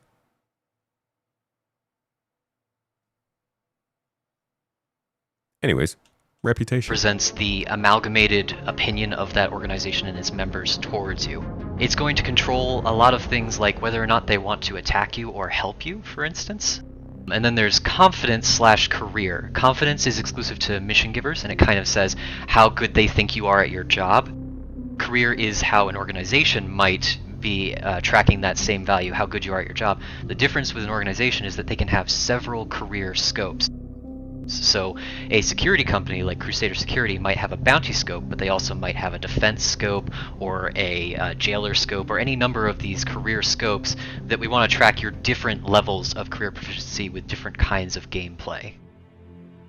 Within scopes, we have this concept of standings. These are the ranks that you move through from negative whatever to positive whatever, and we can tell when we assess you either through the missions or the mission givers or NPCs or however they are looking at you, what standing you are at.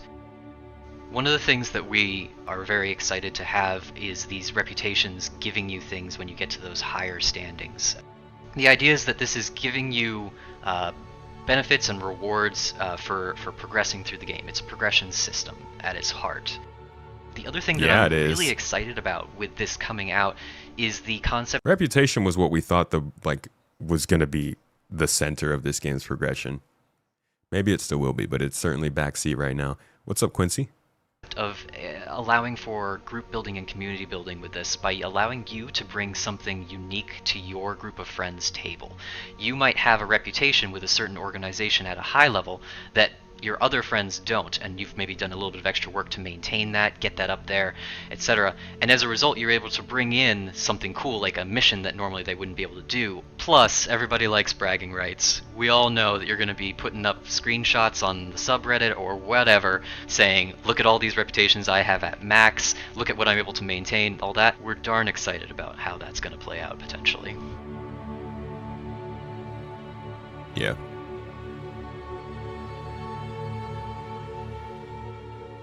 So for this release, a lot of our focus is around missions and how that's going to be affecting things like your affinity and confidence. But going forward, you'll be having actions that affect your reputation of other kinds. So that's going to be things like a mission giver where you might push them, but it also could be like if you shoot at them, or if you shove one of their friends, or if you talk to them in the wrong way, if you choose a bad choice in a conversation tree. It could be any number of things. We even have talked about some fun stuff where, like, Konstantin Hurston, for instance. Hold on. What was it that he had said in this? How did the attack or who's attacking them without having to worry about how the reputation system is going to change how they behave or the dialogue lines, because there's a high cost with that. They literally disagree with in the each wrong other. way. If you choose a bad choice in a conversation tree, it could be any number of things. We even have talked about some fun stuff where, like, Konstantin Hurston. It's like it's almost a of other kinds. disagreement. So that's going to be things like a mission giver where you might push them, but it also could be like if you shoot at them, or if you shove one of their friends, or if you talk to them in the wrong way. If you choose Like if you shoot at them, I guess here he's talking about factions, but they sold it as kind of like you shoot at somebody, you do something wrong, the game is going to track it, and you're going to get in trouble for it. I mean, I play Kingdom Come Deliverance too. I just picked it up. And I'll tell you this, if Kingdom Come Deliverance 2 was a space exploration game, it might completely pull me away from Star Citizen. Because it does almost all the things that I wanted. Reputation system, you can't do certain things in certain places. You can craft and build certain things in some places and sell them in others. AI are going to remember the things that you do. It's if you smell bad or you look some way, they'll treat you differently. Like it's a lot of the things that drew me to Star Citizen, and I they're possible and actively work for. And there are these purely hostile factions, and we need them from gameplay reasons. Is that as the reputation system slowly evolves, we want a similar experience for players who always can arrive in a location and have someone to attack or who is attacking them without having to worry about how the reputation system is going to change how they behave or the dialogue lines, because there's a I think there was another time actually in this talk where they talked specifically about the factions like Hurston. Let me see. Hurston? No. Crusader.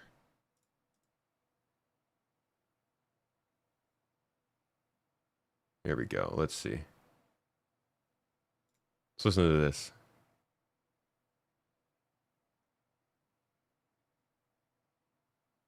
I think they're solid enough to be a PMC. Okay, so Foxwell is out there now giving missions. They seem to be taking some of the role that Crusader and Hurston Security would have in the past. Is that accurate? What's? Yeah, it's part of our 1.0 alignment as we head towards that goal of for the major landing zones, it was causing potential issues for players to be able to earn negative rep with these companies and seeing how, like, I worked for Crusader Security, I pissed them off, like, I attacked them. What does that mean for me accessing the content in Crusader now? And it had a lot of like knock-on ramifications it was really complicating things, having the 4 corporations who control these planets also be reputation factions. So we're going to slowly start changing towards them being more local factions where you can work for them and earn money for them sometimes, but not necessarily keep a long-term reputation with them. Instead, those beginning security jobs are going to be given out by Foxwell. And sometimes the four corporations hire Foxwell as a contractor to do the work for them. And Foxwell, because they're not so obviously linked to the Stanton system, like you talked earlier about being able to continue your relationships with some of these people as you progress to different systems. Again, at CitizenCon, we revealed the first 5 systems. After Pyro is Nyx, after Nyx is Castra.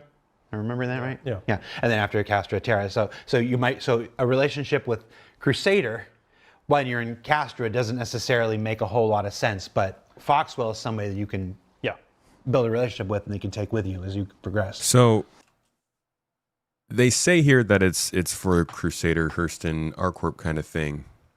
And I hope that is where it's limited to.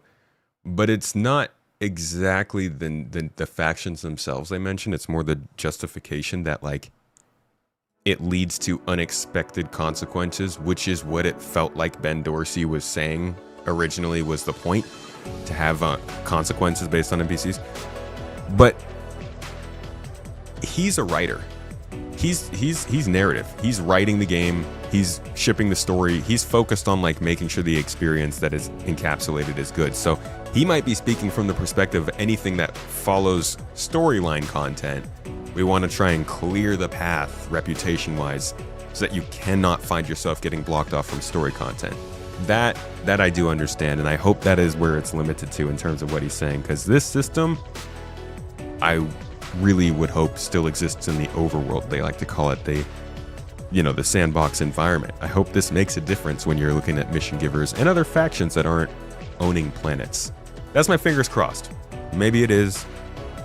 Maybe we don't have to worry about this as the problem with worrying about every little thing constantly.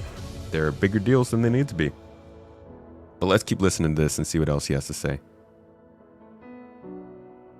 From the perspective of an Elite player, does Star Citizen have player-led events such as Distant Worlds 1 and 2 in Elite, or organizations like the Fuel Rats or Hull Seals? I don't know what the Distant Worlds things are, but there are definitely player-led events.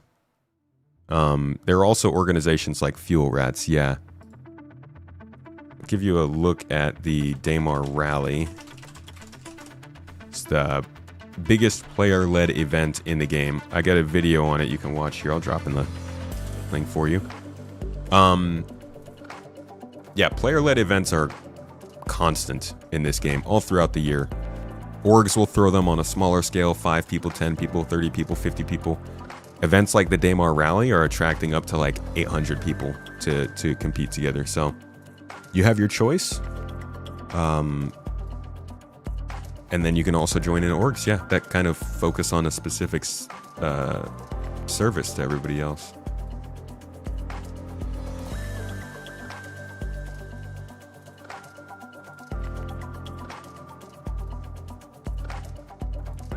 Lots of orgs, yeah.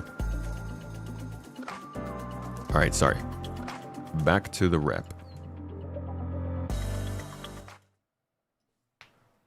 It's a bad choice in a conversation You guys can tree. talk to Chair It could for a be little bit here. any number of things. We even have talked about some fun stuff where, like, Constantine Hurston, for instance, is a bit of a snob. You walk in wearing a bad coat or like some weird clothes, he might think less of you.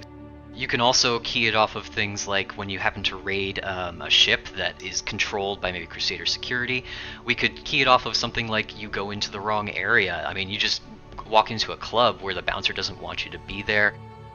We could key it off of you having the wrong decal on your ship, or flying in a way that a person doesn't really think that you're flying in a cool way, essentially. It's very open-ended. One of the things that we're really looking forward to is giving flavor to organizations by essentially playing with what they like and don't like. So there might be an organization that really likes it when you go around PvPing and killing other players. There might be organizations that frown on that a little bit. There might be organizations that really, really like it when you do piracy or smuggling or illegal acts, and there might also be some that aren't so okay with that. And that feel is going to allow us to bring a lot of the lore that up until now has existed on a website into the game so that you guys can actually experience it and get to know these people in the universe.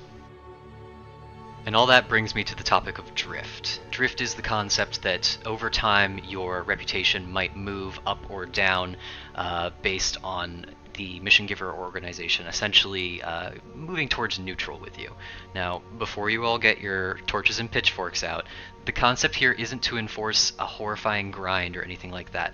We do want to reward you for gameplay that you already want to do on your own. But we do want to make sure also that these very high ends of reputation are things that take effort to get to and maintain. And by doing that, we let people sort of be unique and interesting by saying, I want to make sure that I keep that one and that one at max, and put in that effort, and keep people interested in the game in a long-term sense, giving them goals that they can keep on setting out. So when it comes to, you know, how big of a change fundamentally is this, that this is a massive change for not just what it means for the game now, but where the game is going. Like all things, we'll be putting it out, we'll be watching the feedback, we'll be seeing what the numbers say. We've got analytics all over the place, watching what you guys are doing to see if we need to tweak and tune numbers. It's going to be an ongoing effort, especially when we get to the concept of going from alpha to out of alpha. Those numbers are going to continue. Thank you very much. With that in mind, the ability for players to bring something unique to their groups, that excites me a lot. I love in MMOs the systems that make players want to play with each other. That's what makes them better than other games, is that community. And bringing that to Star Citizen to me is one of the most important things that we could do. Making sure that it builds a strong community, that's what's going to bring people back to Star Citizen over and over and over. How'd the chair do? The reputation. Wow, that was really good timing.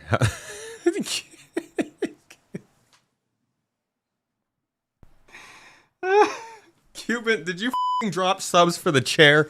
That's it. Get out of here. Stop stealing my audience. Leave. It's a standing desk. I don't need you. Does this? I don't even think it stands right now, actually. Here, shoot the chair. There we go. See? Uh-oh. I think I just disconnected something. Okay.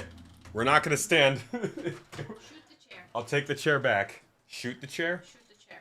Haha. This is what you get, chair, for stealing my people. Ah! Oh, Jesus. Okay. Well, not like I have to put all these back. That was fun. Thank you, everybody, for putting up with my temper tantrum. Also, thank you, Cubint, for supporting the chair. We still appreciate that. It's not just... We need to get the chair. It's not all anger and vitriol. Some sort of a thing that we hang. A little tally. H-E-Y leave, See Mr. Cairo. How much more people like the chair than... Wait, I gotta update that. My guy! I do appreciate you. Thank you. I hope you guys got some learning out of that. Oh, really? Now you're gonna ask her to shoot me? Rude. Really, guys?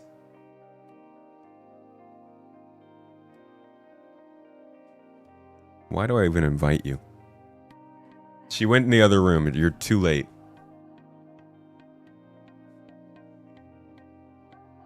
Hey, thank you for the bits, Cold. No, really though.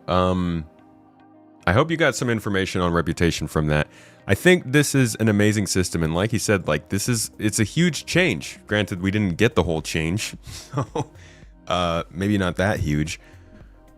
But reputation is literal progression in a game like this. Like I was saying, KCD2 does it beautifully, and it can make a huge difference. I mean, the more you look at the way that they want to, I don't want to say simplify Star Citizen, but they definitely are trying to make it an experience that can be enjoyed by a wider swath of people. Okay, it's definitely becoming more and more... Why did it just... Ugh. It's definitely becoming more and more mainstream, as you could say. The the biggest way that they could still allow for a bunch of variety in the game while you're doing all of that is still by just letting people change their experience based on reputation. Security treats you differently, shops treat you differently, missions treat you differently. Some space stations don't even let you dock. Like, you could play an entirely different game if your reputation is one way or another. So I hope they do that. Mrs. Tomato, they want you to shoot me. Well, I can't be the one to tell her. You need to have like a light or something that goes off when that gets spawned.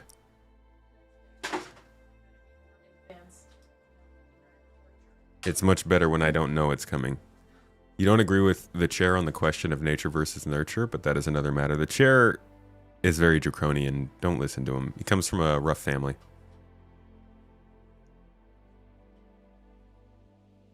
Toes! Dealt with a difficult life. Just got shipped around, made to work different jobs without much say. I don't even think that he signed up for this job, to be honest. Sad life, the chair. But he has fun. He gets to hang out. Gets shot by Nerf guns every once in a while. Since Mrs. Tomato is there, can she give us the giveaway code pretty please? The giveaway code is TomatoCon. Feast. Ah! God! Ah!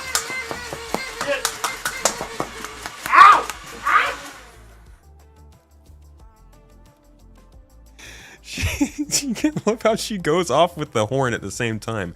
Why are your hands so cold? I'm chilly. Eat.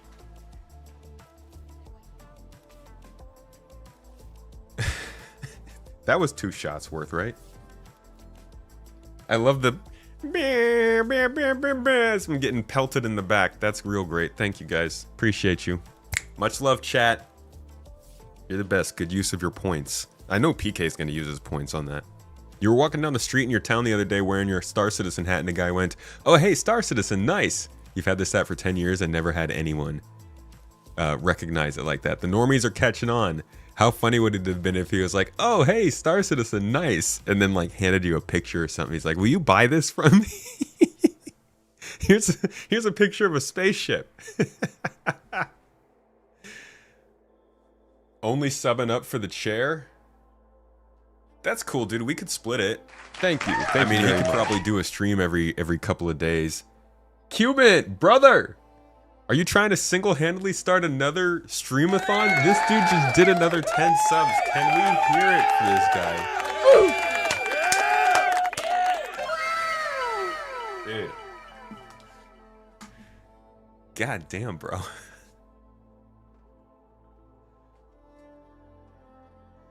Seriously, thank you. The chat is hyped. Is this your way of getting more points so you can get me shot more often?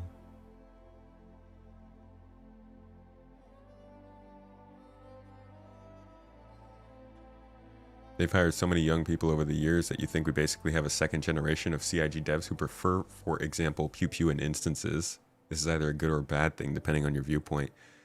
Listen, the main person who's working on this instant stuff has been around.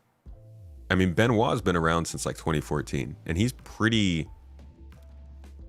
I don't think that the back end stuff would be happening without his go as the CTO. As far as the pew pew goes, yeah, I think some of that probably has to do with who the devs are, but at the same time, like, it's too easy to blame devs for there being a lot of combat because that's something that they like. If you signed up for Star Citizen, I don't think combat is really all you like. Some people, maybe you design guns and stuff, but if you're doing gameplay things, like, it's just easy. Combat is easy. It's the easiest possible thing they could do. It's the only thing that's been around for the entirety of this game, except for walking in hangars. And it's the only thing that they have absolutely had to get polished because it's going into a released game, Squadron 42. So if they're going to add content and they have to use as little work, as little time and money as possible to add that content, which we know they're doing because we have confirmed via their financial reports that they are pulling money away from Star Citizen for Squadron, they've confirmed to us that they're focusing on Squadron this year, then it would make sense that they'd make the easiest possible content, which is combat. I don't think that means that they have some kind of bias as a studio towards combat. At least not due to design considerations. Just reality.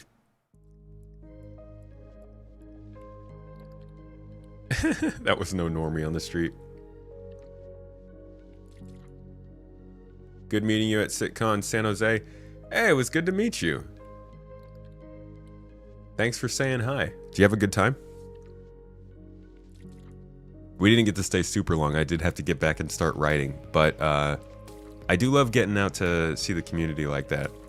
Gotta try and make it out to more of the bar citizens down there. It's just kind of far away. These Sacramento ones. The whiteboard brings honor. Whiteboard soon to be chalkboard, it sounds like.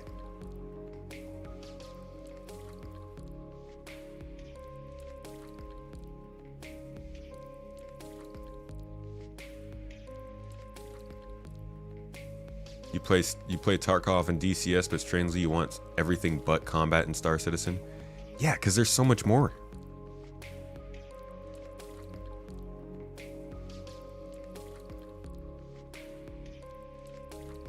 It's also, yeah, it's easy advertisement too.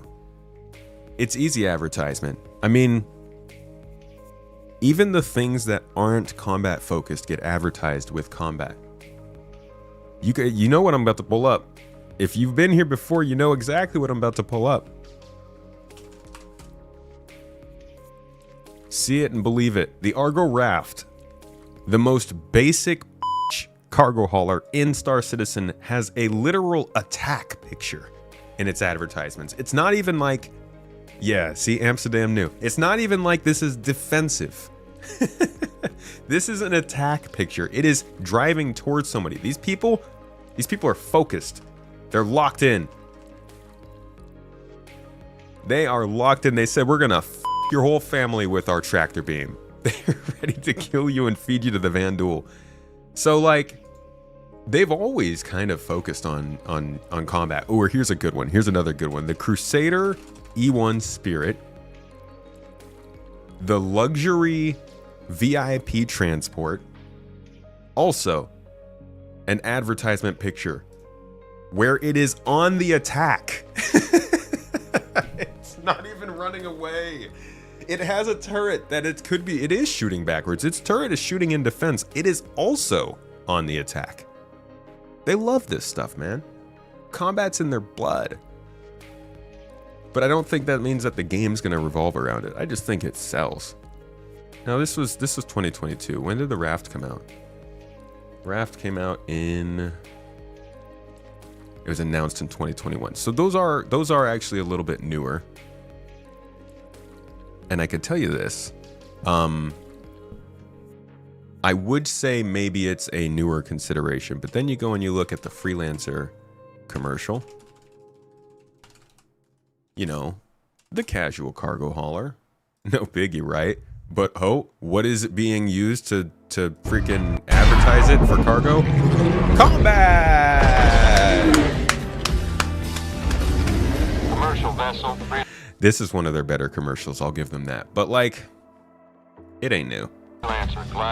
There's a video that I made called something like Star Citizen has a combat problem, I think. See if it pulls it up. Because I'm not completely in disagreement with you. I think that they focus on combat. I made a video about it last summer. Why is it always combat? And if you watch it's just going to make the game, I think, feel a lot. It just literally shows all of their inside Star Citizens and stuff.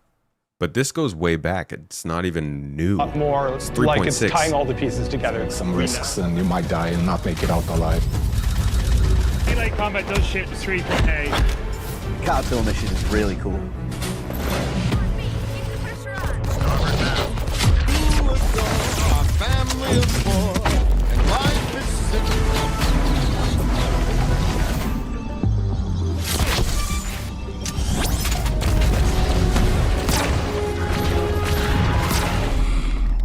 If you're missing the number in the bottom, each of these scenes is from a different patch trailer throughout the years. Every patch trailer throughout the years.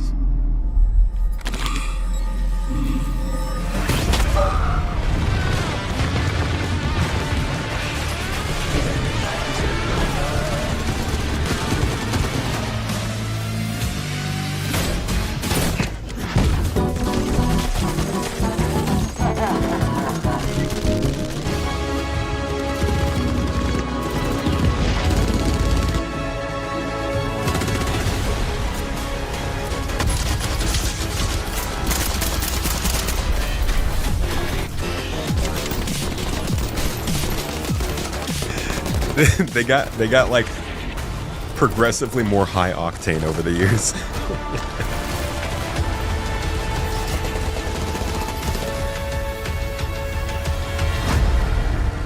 I'll give you that. They definitely got more bombastic. Okay, so I think it's been a pretty common thread that they use combat quite a bit, and I understand you there, but I don't think that it's new. And I don't think it changes where the game is headed. It's just easy. Squadron 42 got them into combat haze. Maybe we can get them to make a single-player dedicated salvage game to compete with Hard Space. Then all the trailers will be very salvaging. Despite this video kind of being critical of their trailer progression, I'm really, really proud of what they've done with trailers this year. Like, not giving us patch note trailers anymore, but actual trailers for things that people are interested in. It's good stuff. It's working. Like, Rocker's insane. You might actually be insane if you think that CIG is out of funds right now. Their strategy this year has been the most successful strategy they've ever used. I think the only thing that they missed out on this year was making big enough splashes to get YouTubers covering the game more again. Other than that, the possibility that they could be running out of money at this exact moment is crazy, dude. They've never been more flush with cash. Are they doing any more ISCs this year? I hope. But honestly, even if they are, they're probably not going to be that interesting. Inside Star Citizen this year has been a mixture of ship advertisements and update advertisements. I don't think we've had any that have focused on, like, the future development, really. Maybe, no. I think this one, Digital Hairdresser, but even that was pretty light. Yeah, these like dev diaries, they did 2 of them, I think, at the beginning of the year and then stopped. Even if we get Inside Star Citizen, I don't think it'll be that interesting. What will probably be most interesting is these IAE episodes that we get every year. These are pretty good last year, and I think they'll have something good to say this year as well. Weren't they like 20 million in the hole in 2023? I think they... Overall value in 2023, no, they still had money on hand. They just had a year of loss. But the year of loss was partially because they acquired a company, and it was also partially because they took on a $10 million sort of prepayment, basically putting aside $10 million to pay for the refurbishment of their office. So the lease of the building that they have at some point is going to end, and when it ends, they have to bring it back to its original standard for somebody else to move in. They actually earmarked $10 million to go to that in that same year. So that combined with the what's it called? The studio acquisition did put them at a loss that year. And hey, listen, I think that they personally got into a place where they were a little nervous because they wanted Squadron 42 to release probably in 2023. And they missed that. So I do think they got a little nervous last year and they did some things to make some more money, but like they were very successful in doing those things, and I don't think they're anywhere near running out right now. I'll pull up the funding. Yeah, they're 48% ahead of what they were last year, which was their best year ever. Minus 1 million. Their best year ever was 2023, but that was only 1 million better than last year. This year, they're 50% ahead of last year at this time. Which is so freaking... I don't understand that, dude. I guess it's them interest sales and just releasing a new ship every month. But this is why I'm like,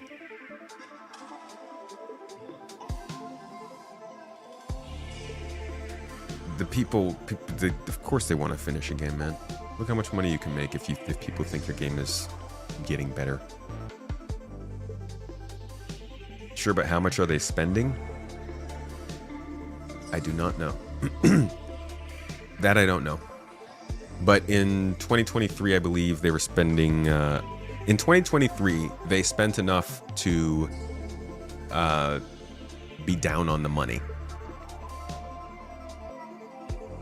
And that was during the studio acquisition and the...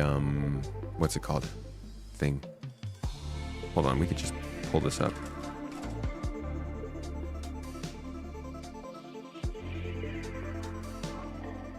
Has the number of backers also increased? Yeah. The number of backers, it does not say the percentage ahead that they are, but they are definitely smashing last year in terms of new players. The only years that they're doing better than this year were 2022 and 2023. And those 2 years were big on YouTube coverage, word of mouth, a lot of information getting out. But there's definitely a big increase from last year to this year of the game getting more players and more funding. And I think that's because the game's just getting better to play.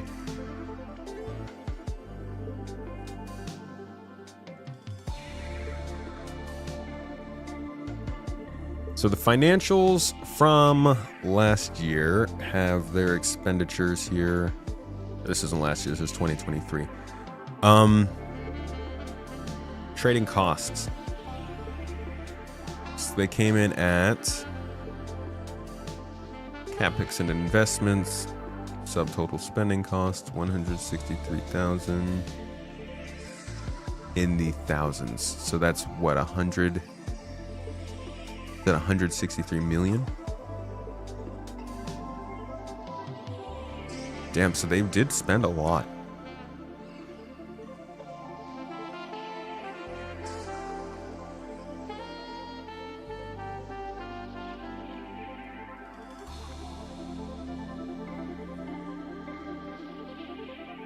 Yeah.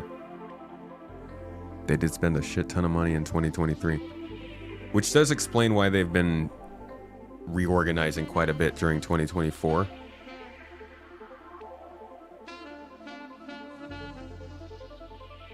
But the salary number is huge. I do wonder when they said, because remember when we were all talking about them wanting to expand their number of employees coming in.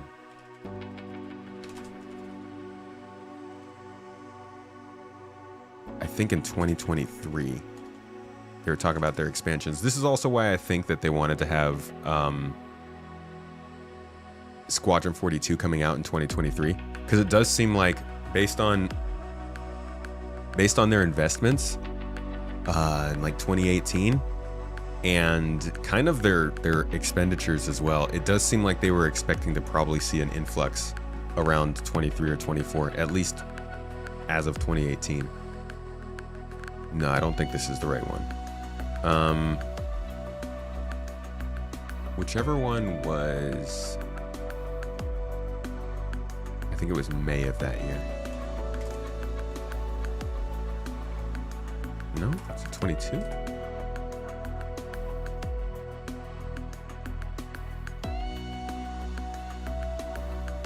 No, that's the same one. One of these they announced their expansion to the studios.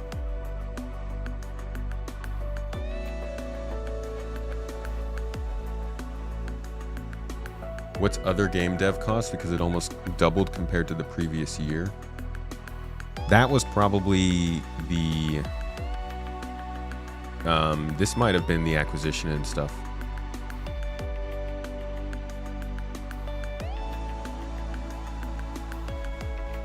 But yeah, that exploded over that year. Hold on a second. So 2020, where are all the letters from the chairman? Did they wipe them? They've removed them from the interwebs. Oh, I should probably include Star Citizen in the search. That'll help.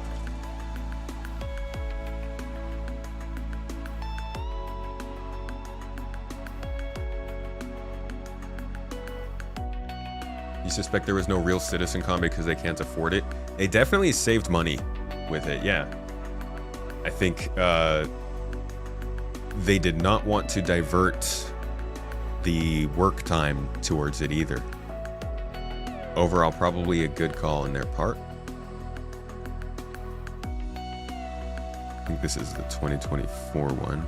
Here we go, May of 2022.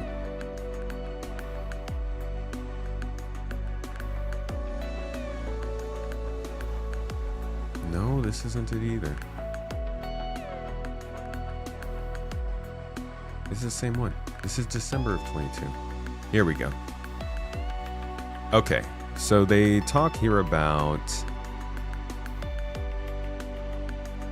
Today we have 780 people on staff, plus an extended family of over 130 closely working with us at Turbulent.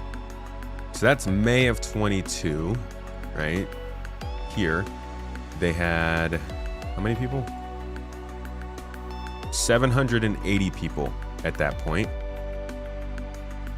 Plus, wait. Okay, there's too many tabs open here now. 780 people plus the 128 over at Turbulent. They probably didn't count in these payments though. So, 780 for 56 million. Yeah, 56 million in revenue. I think at this point they're around... Just had that interview. I think at this point they're around 800 and something, 870.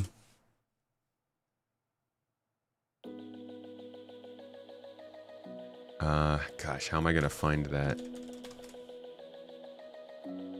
Is this it?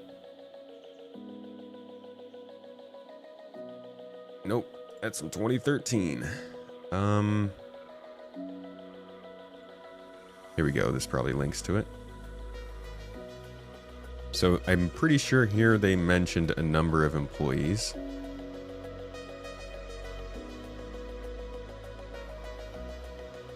Montreal is looking to increase its workforce to 150 employees.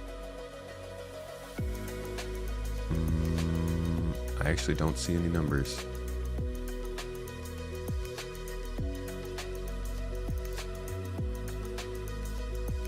It's in the financial report. Yeah, but that's a little old. There was a really recent update. I don't remember where it was from.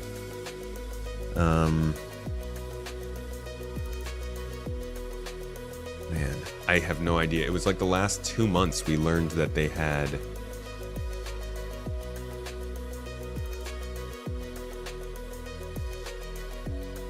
I don't remember, honestly. But we had learned that it was in the 800s, I think, recently.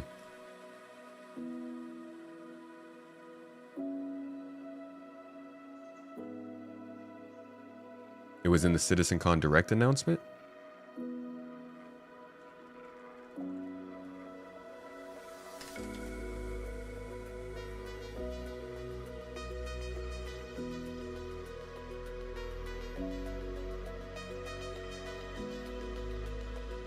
$1,085.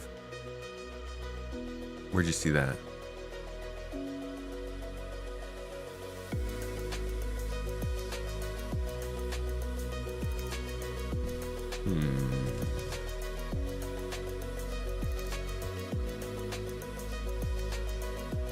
Reports from approximately 1,100 to 1,300. It's gone down a bit.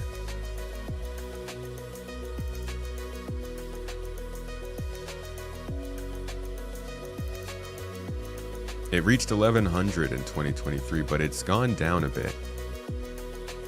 They definitely had layoffs as they consolidated in Manchester. I do think they also lost a few people who had a pretty high, what's it called? Salary.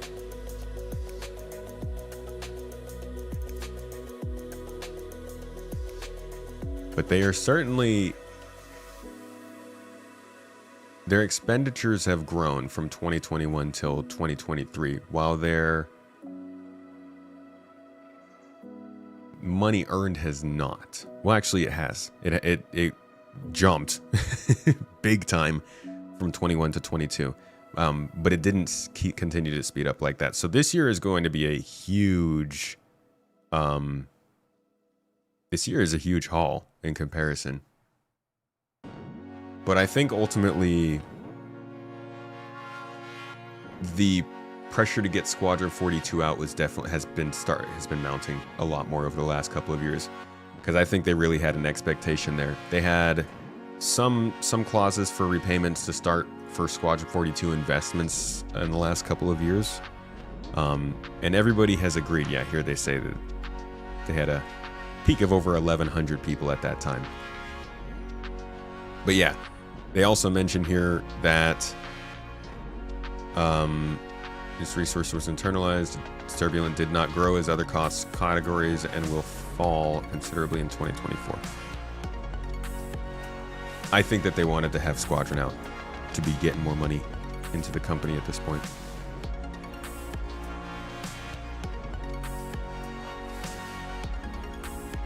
So from what you've seen compared to 2 years ago, there's a ton of job openings. Yeah, they moved a lot of their studio into Manchester.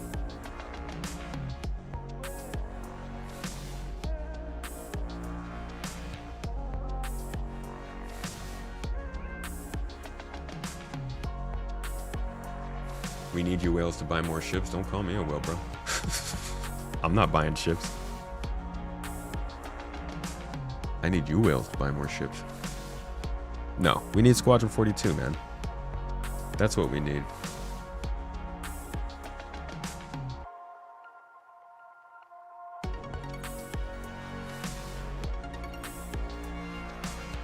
Cost of contracted services support game development. 2023 contracted game development cost rose to 12.4 million, a 15% increase.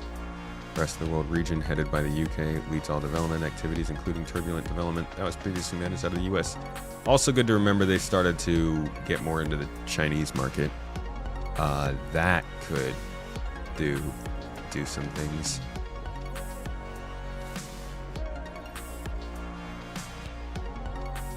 Are you comparing calendar data of earnings with financial year expenditures? Big mistake. Probably. Yeah, I don't think this is exactly equivalent to what we're reading from the financials. This isn't even officially from CIG. This is somebody who's tracking what CIG reports on the website. So there could be other things included in this. This is more just like get a ballpark of what's going on. An idea, a relative change over the course of the years.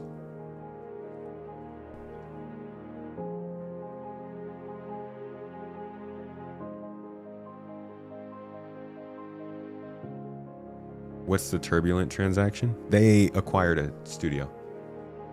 Turbulent Studios has been working on Star Citizen since 2014, I think. And they built several of the parts of the website and the services. They got a fancy website. They've been in business since I think 2001. And they have been building just very tech-focused solutions for people in film, art, web, and gaming. And Star Citizen kind of took over their lives. In fact, it looks like they have completely disconnected Star Citizen from the website, because it's a Cloud Imperium Games website now. Huh. Interesting. I really liked their segment on what they did for Star Citizen. It was cool. But yeah, they built up the reputation system, like the backend that tracks it, that the devs use. They've built a lot of tools that the devs use to build the game. They also worked on Spectrum. and they did a lot when it came to some of the points of interest we've seen added to the game over the years. Just getting more and more involved.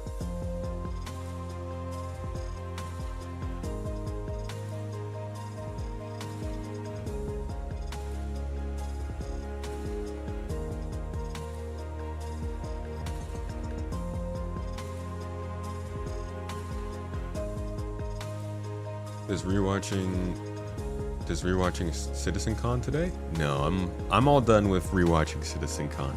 There wasn't enough stuff to rewatch it for more than a week. Usually we would have been watching Citizen Con stuff for weeks, but yeah, no, this was a smaller one. Definitely less stuff to go over. Is Turbulence making a Marble Rat Madness remake? I wish. I hope. There was no Citizen Con because they want devs working on Squadron 42. Whatever. I mean, I think they definitely wanted people. Did Cuban give out another 10 subs? Did I miss? No, you'd already done that. Yeah. Okay, I thought I just missed that. I do think they don't want the devs working on the demos, but there are multitudes of reasons for any decision they're making. No point in trying to chalk it up to just one. Normally that's milked into the new year at least. Nah, just till IAE. You just gotta make it out until beginning of November. Or else you start to have a bunch of streams where I just sit here in front of the screen and talk to you guys for 3 hours about nothing. Who wants that? Felt more like a special extended episode of ISC. Yeah, it was an Inside Star Citizen Direct. They could have called it Citizen Direct. It really was. What thank you very much. Direct. Dude, I didn't. Cuban, I wasn't asking you to. You f***. I just saw the thing. God damn it. Oh God. All right. Dude, what the fuck?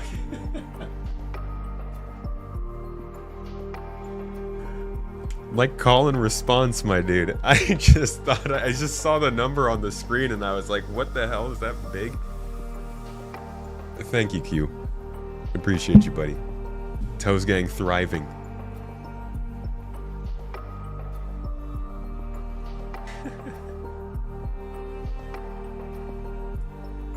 We talking about SW development? Star Wars? Star Wars development? Hey, whatever happened to Star Wars Eclipse? I don't think that got canceled, but it's almost exactly what I thought was going to happen to it, which is sad. It was announced and you got the vibe that it was like I think maybe there were stories that were like, oh, this game's targeting 2028 or something like that. So you're like, okay, so they're announcing it and we're just not going to hear anything for 5 years. Oh, they just made a statement about it recently. Bad Space Tomato. Yeah, getting that real wrong. I kind of want to know what it is then. What's your statement? Confirms game still in development in a recent blog post. That's actually kind of wild. Wait, they put out a statement 4 days ago. That's really wild. What are the chances? Quantic Dream. I forget it was Quantic Dream. See, sometimes I wonder to myself, why was I excited for that game? It's just a concept for a Star Wars game, and then I'm like, oh yeah, Quantic Dream is making it. Definitely so excited for a Quantic Dream Star Wars game. Oh my god. What is their update? Since 2018, we've entered a new phase of growth and innovation. We doubled the size of our team, bringing together talents from all over the world, united by the same passion for creativity. We opened a new studio in Montreal, moved into new headquarters in Paris, built the new next generation of our proprietary technology, and became our own publisher. God, dude, that's... Wait. They became self-published, opened a studio in Montreal, and rebuilt their game engine? Hats off to Quantic Dream. That's actually impressive. I don't blame them for taking a little while on this game then. I'm very interested in seeing what their next project looks like. Wow. This new title may surprise our fans. It is very different from what we have done so far, but taking risks, challenging ourselves, exploring new ways of playing and telling stories, and attempting what seems impossible has always been part of our DNA. We also know how demanding it is to create something new, earning the trust of players, standing out in such a competitive space, and introducing fresh concepts is incredibly challenging. And since we have no legacy in this genre, we know we have everything to prove, which is why your support and feedback will be essential. Together we believe we can create something truly unique. Now, if you've gotten this far into a letter like this, coming from a game studio, in any time in the last 5 years, you're generally expecting there to be like a delay announcement next or some kind of bad news. But the screen isn't yellow. Okay, we don't have to think about cyberpunk messages again. It's a rough time in most of our lives, but let's see what they have to say. Of course, development of Star Wars Eclipse continues, and we are eager to share more with you in the future. I want to take this opportunity to thank all of our fans around the world for playing our games year after year, for their kind words whenever we meet, for their patience and encouragement. This is the beginning of a new chapter for Quantic Dream. Thank you for being with us on this journey. Okay, see, that was very tame. He's literally just like, we're still working on it. Hey, it's still a thing, which is a good idea. Otherwise, you have yappers like me going on stream talking about how they're not working on it or saying anything about it. I appreciate that update. Does the Star Wars universe have enough introspection to feed a Quantic Dream game? Dude. Have you watched Andor? Star Wars universe is ripe. Fucking asking for a Quantic Dream game.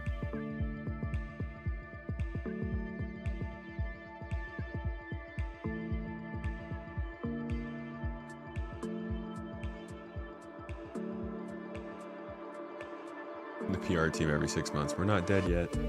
We still going. But that's kind of what we expected, so I do appreciate that they put out a statement like that.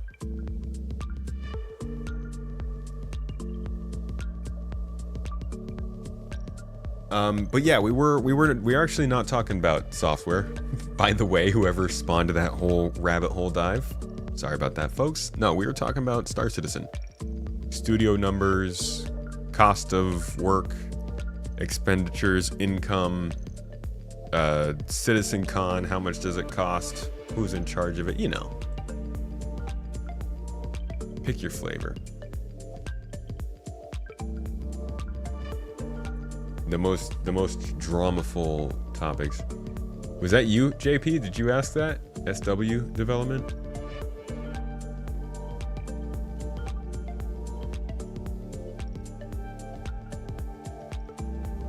Oh, because you told me that they had given the update. Yeah.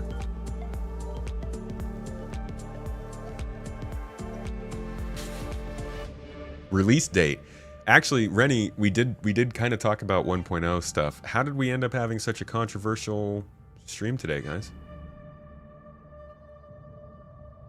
A lot of controversy. Stirring the pot. Me and Paul, we talked at length about the Nix system on the podcast this weekend. Like a bunch of haters.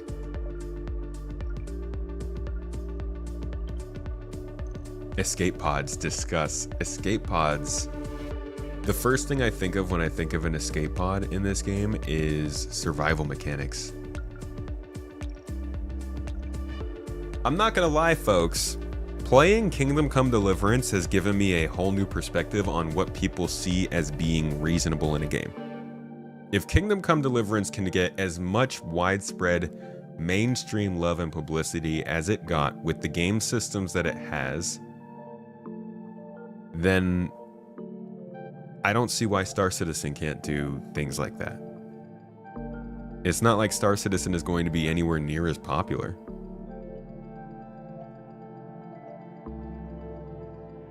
Where even is the Ironclad? Because I keep going off topic. What's the topic, man? Help me out here. I'm going off of you guys. Like I said, I had nothing planned for today. I just came to chat, chill, and talk with y'all. Mondays, you know? Monday mornings with tomato. Where is the ironclad?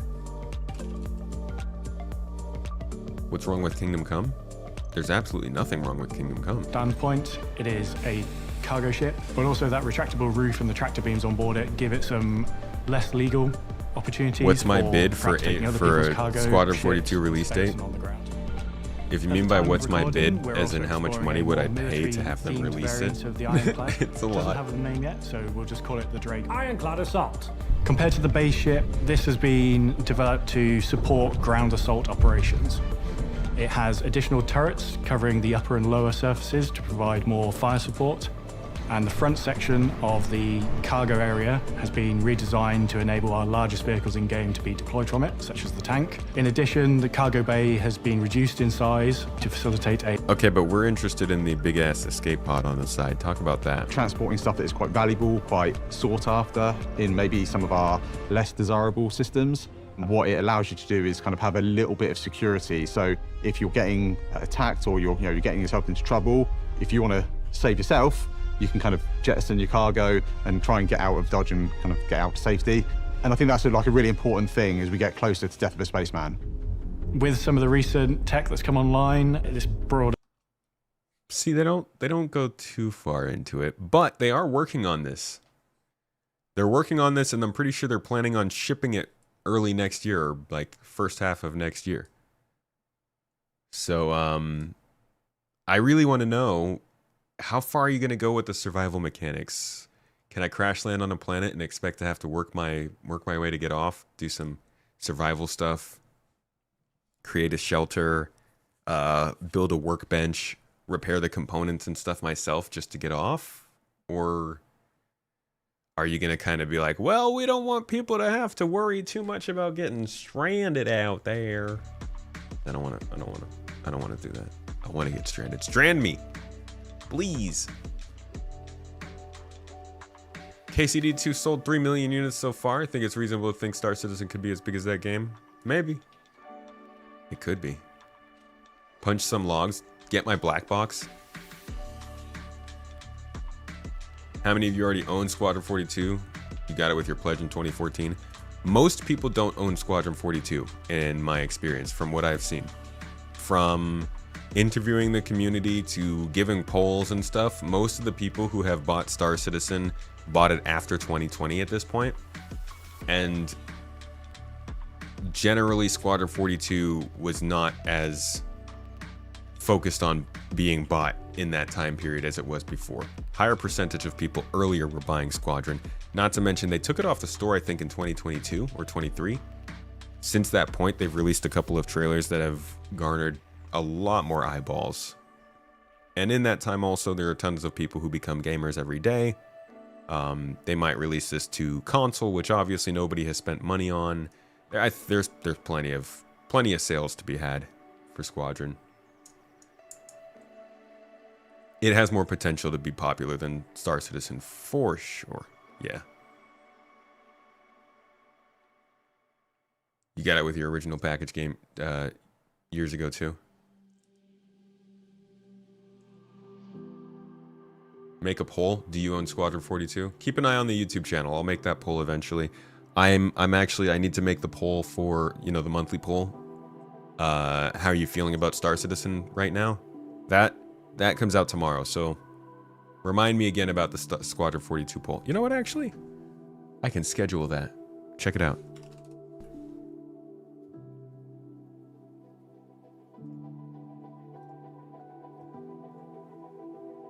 Look at this.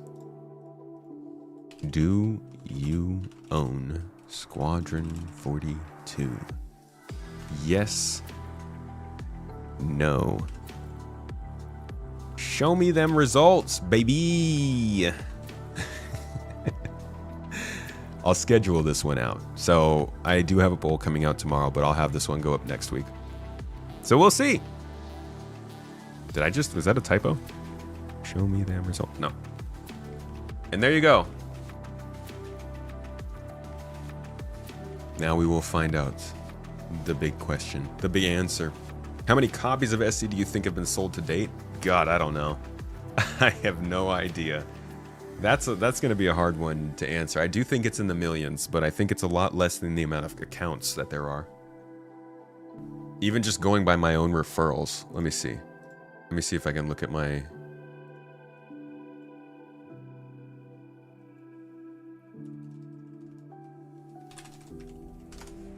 I'm pretty sure most of the people who have used my referral code have not actually bought the game.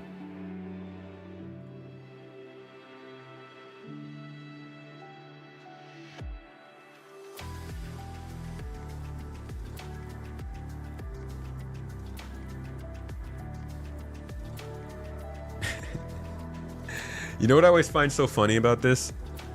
You will constantly, every time you see the referral program talked about, especially in a place like Reddit, you will see people constantly say things like, oh yeah, you mean that tool that's just for content creators to get more referrals? Every time, without fail, people always have to like make that kind of comment. And I always want to go on there and be like, dude, check the leaderboards. Every single week. They're not content creators on the leaderboards. On them, even the monthly ones, they're generally not content creators. This is, folks should try and get in on this. That being said, wait for it. Yeah, I have like, oh, they reset recruits, so I can't actually tell how many people have used my code. But over 4,000 people have used my referral code and not bought the game. I don't even know how many people have actually bought the game, but like that, there are a lot of people who have signed up for an account, who have tried a free fly, who are just kind of waiting and watching, who haven't bought the game yet. And yeah, there are also a lot of people who have multiple accounts. I have multiple accounts. I don't know if I should say that on camera. Referrals aren't working at the moment. Oops. I think we're about 2 million accounts in 2017. They have not removed that from the site. You can still see how many accounts there are. I think it's over 5 million at this point.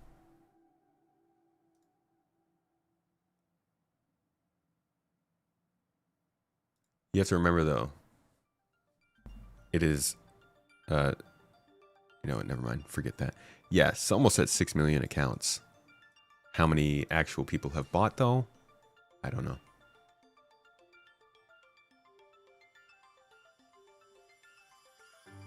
See? 4 people, man. There you go. That ain't bad. You doubt it's in the millions? You don't think there are more than 1.5 to 2 million paid accounts in Star Citizen? Dang. That'd be wild. If it was not in the millions yet, that would actually be pretty freaking crazy for the game's potential.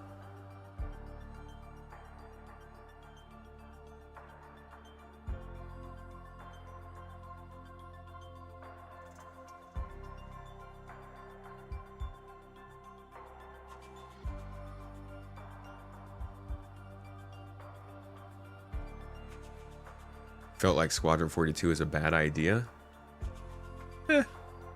Depends on your perspective and what you want. Yeah, I mean, plenty of people don't like the idea of Squadron 42. That's for sure. 1 in 10 referrals of yours have bought the game. 1 in 10. Jeez. How much was the? Mine was fairly high. I'd probably be like 1 in 3 or so because I did unlock the Javelin, which I think is like 2,000 and something, 2,049 referrals. So at least 2,000 people actually bought, while over 4,000 people are referred. So about a half for me. If you extrapolate that across the data, that would still be about 3 million paid accounts. But that's an insane way to extrapolate data. Space games are a niche after all. Most people are not into that. Right, but that's kind of the point, right? Squadron 42 would never happen if it wasn't crowdfunded. Look at how many times people have tried cinematic space games over the last 20 years. You can count it on one hand. And I mean like high-budget cinematic space games. The idea that Squadron 42 needs to be super popular in order to be successful is a little bit is a kind of a frustrating one to me, because I do, in terms of funding, yes, but in terms of appeal, the fact that space games are niche, I think validates how much money such a small amount of people have poured into seeing these games made. That's how desperate people are for something like this. That's how much they know it's not going to get made by a CDPR or Naughty Dog or Ubisoft. I'm not going to put Ubisoft in that category, but you get what I mean. It would make sense then that we're going to get a game that probably can't happen otherwise.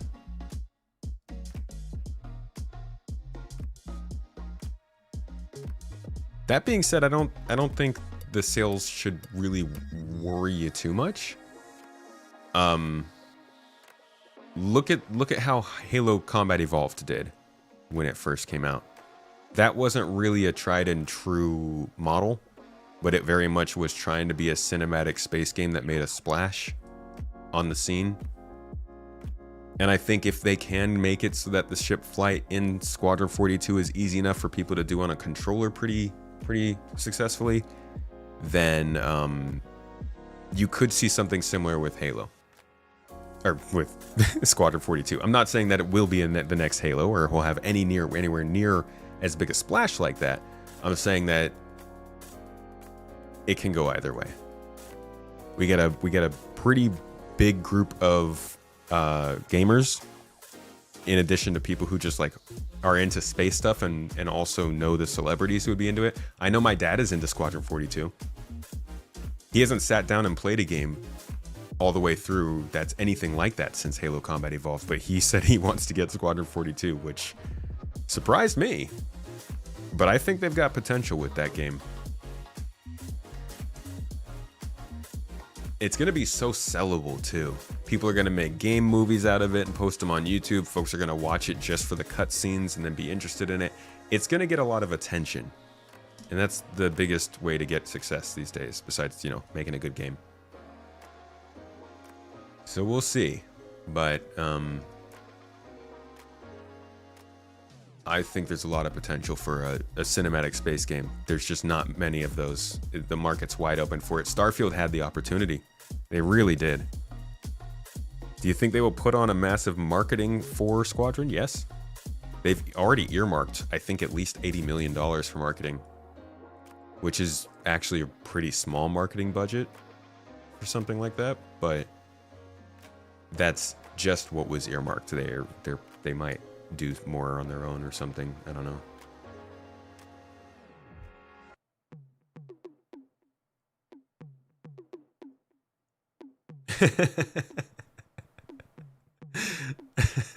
One 125 subs dropped on Twitch versus 1 YouTube membership. But hey, you know what? YouTube's big red. We love YouTube.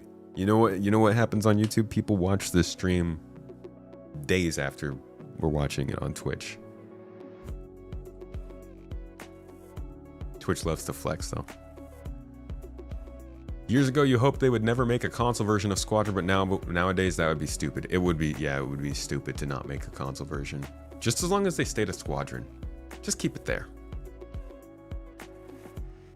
Story in Starfield feels phoned in. It really does. Yeah, Starfield as a game could have been some god. Oh man, could have been a lot. Still fun, but it could have been a lot.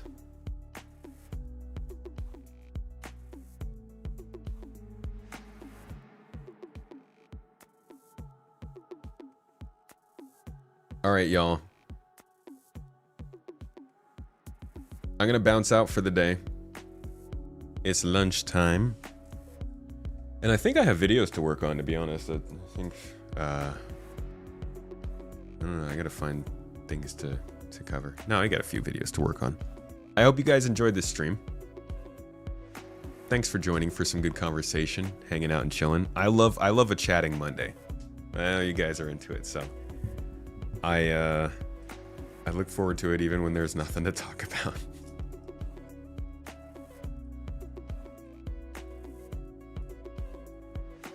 Yeah, food, not a bad idea. Everybody should probably consider investing in some food for yourself on the short term. Like today, go eat something. Eat something that you absolutely love. Do something you love. You know how it is. Possibly even go somewhere that you love. And enjoy yourselves. Everybody deserves to have a good Monday. It's the beginning of a week. We got to set better vibes for the rest of the week, right? I'll see you back here on Wednesday. We're going to do some missions and gameplay and stuff. We'll actually hop in game, but hey, we'll still be talking, okay? There's at least still that. Again, I hope you had fun today. Make sure to check out the podcasts released over on Space Tomato 2 over the weekend. We did 2 this weekend. We got 1 with a whole group of folks, Astrohistorian, Morphologist, Detox, Wicked Wookie. We all talked Star Citizen's future, the new Nyx system, how that's all going. I also did one with the Astrohistorian, and it was a great old time. He ranted about Nyx. We kind of just talked about Nyx again even more. It was good fun. And if you haven't seen the episode with Luke Stevens from last week, I would check that out. It is currently, I think, the most disliked YouTube or podcast episode I've published. But I genuinely think it offers a lot of really good insight into how more mainstream casual gamers look at Star Citizen and how Star Citizen could maneuver around them to show people how cool the game is. I think the ultimate message of that episode is like, Star Citizen's really cool and people need to see that, but like they need to take off the I'm getting scammed glasses first to try and check it out. I think it was a solid conversation, but that's all my plug-in for today. Make sure to get in on that giveaway. It's still ongoing. The special code for that is TomatoCon. Get a couple extra entries, and I'll see you all on Wednesday. Bye, guys. Have a good day.